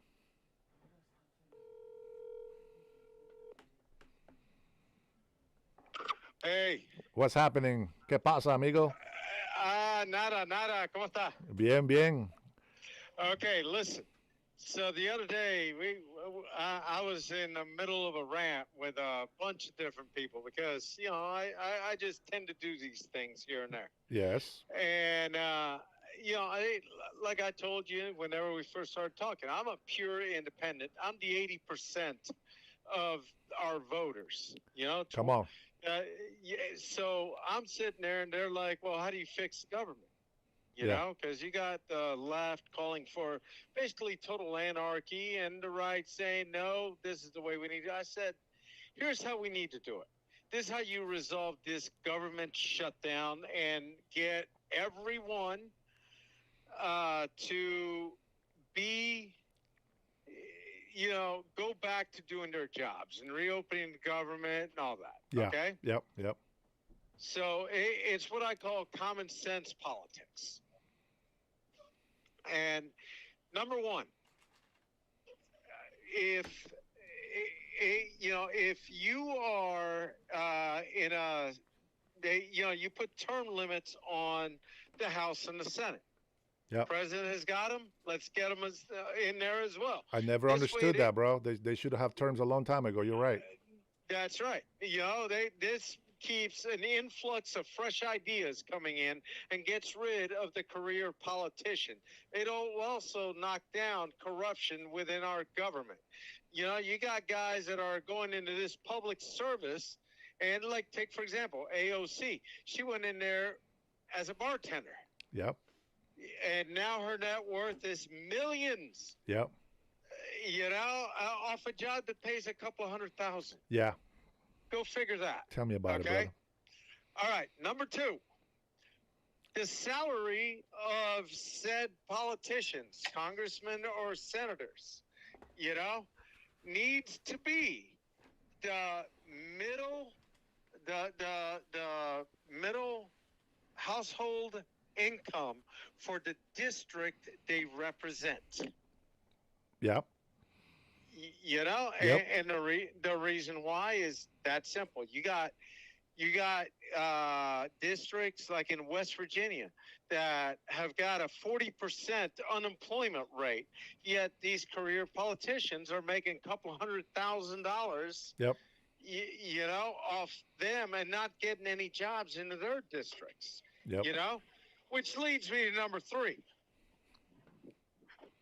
That these politicians, instead of having them vote for their own raises, have their constituents vote on it. Well, yeah, that's the way it's supposed to be.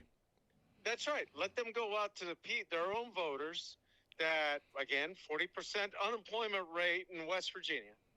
And say, hey, I know that you guys are making minimal here, but here's what I want. I want you to give me an extra $40,000 a year raise because I need it for travel.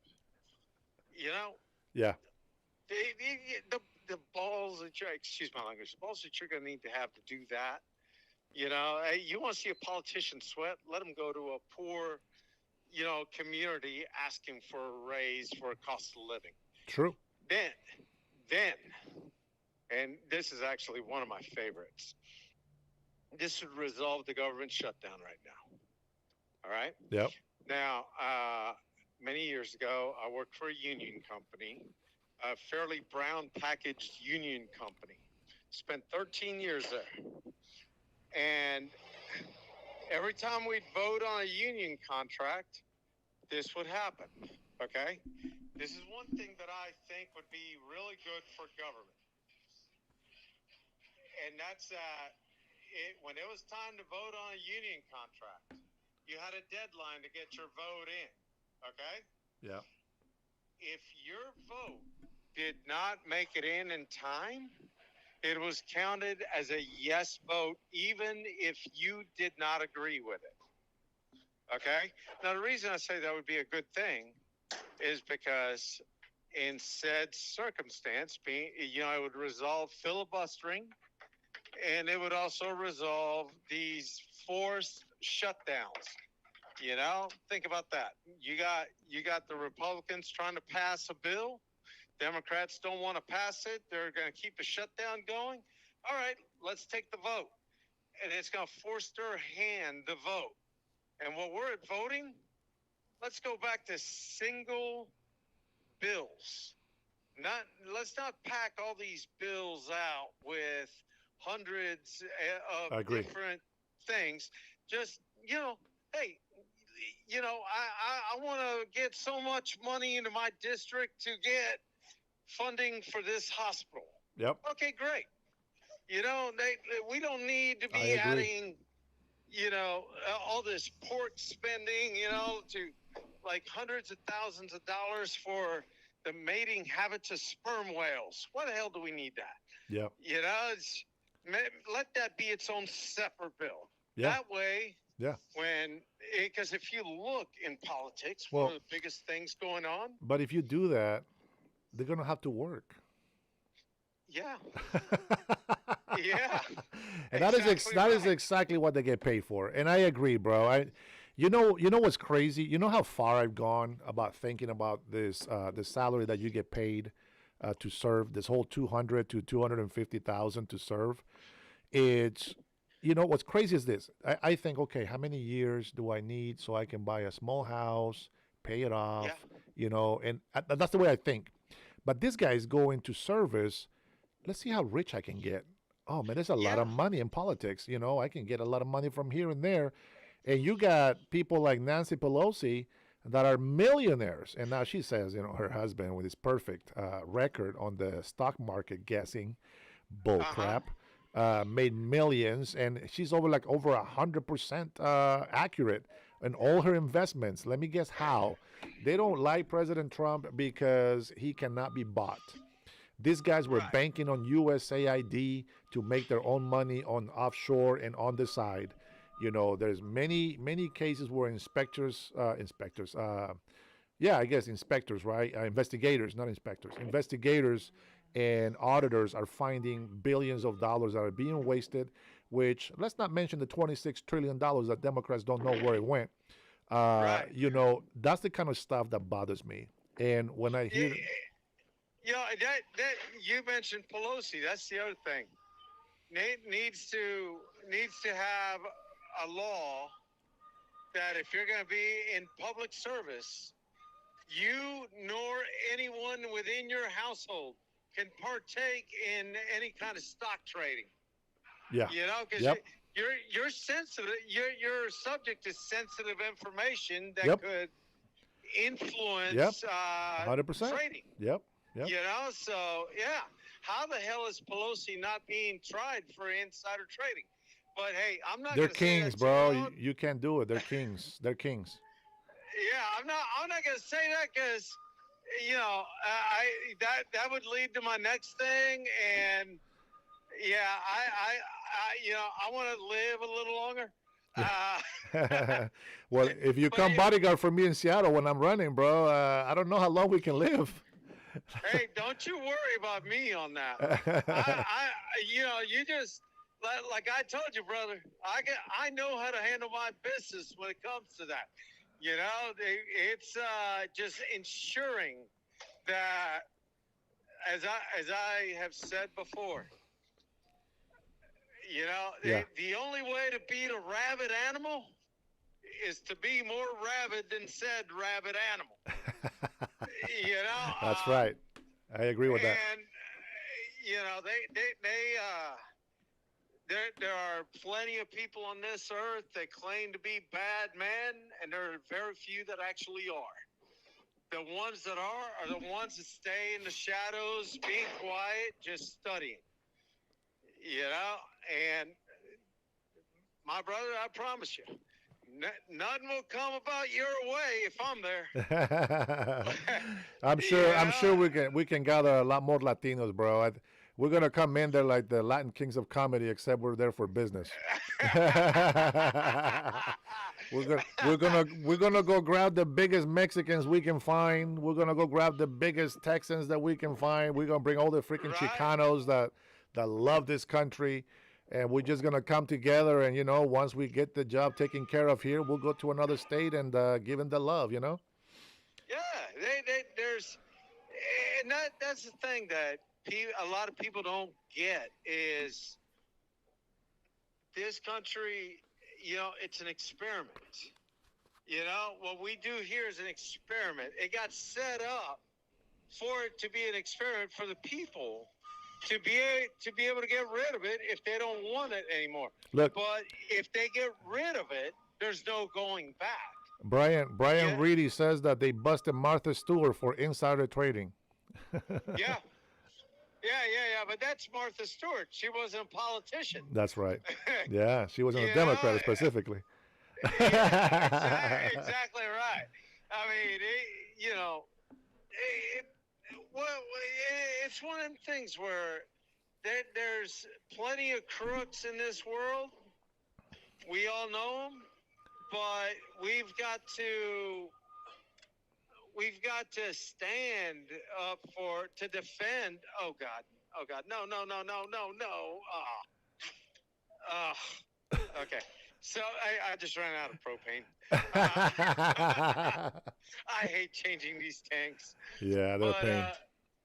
Yeah, man. In case you didn't know, I was driving a forklift. So. It's all good, man. But yeah, man. Don't worry, man. Hey, as the time gets closer, I'll keep you updated. Hopefully, you're still available. But absolutely, we'll definitely make it happen, man. I've been talking to some of my family, let them know. Some of them laugh because they don't think I'm serious about it. But I say, hey, listen, it's one of the rules that I found in there. In order for your name to be dropped in there, you need to get you got to pay $2,000. That's how much the fee is for governor, or you get 2,000 signatures, registered voters' signatures, and then you don't have to pay anything. So if I get the signatures and we get the money, then we can actually use that money to be able to buy signs and things like that to start campaigning, right? And then we can go do some sort of funding for the campaign, and let's see if we get enough Washingtonians and even patriots from all over the states, to drop in some change. And who knows, man? I mean, if we get everybody involved and they want to donate, number one, they see my face on here every freaking day. So they know who I am. They know that I'm real. They know I'm not fake and just somebody's spamming their email trying to ask for money, and who knows who this person is. I think it's funny, right, that I'm doing this channel. We have over 9,000 subscribers within 2.5 months, not even 3 months yet. And we're seeing the support from a lot of patriots. I know that YouTube is suppressing us a little bit. We'll try to get by, with what we get, but we're seeing more subscribers each day, so that actually gives me hope that we're gonna have a voice to be heard, And so yeah, man, as the time gets closer, I'll keep you guys updated, and if I even fail at getting my name on the ballot, you guys will be the first ones to know as well, So I will get in touch with a buddy of mine out of Oregon. He's got a pretty big channel himself. Okay. And see if he'd be willing to get word out on you as well. Yeah, let's collab. He's a good guy, JD Delay. Okay. Don't mean to plug him, but yeah, man. Good guy, great message, and he's all about for this country as well. Yeah. So, unfortunately, he can't run for politics because he is a felon, but he is very open about the stuff that he done. Okay.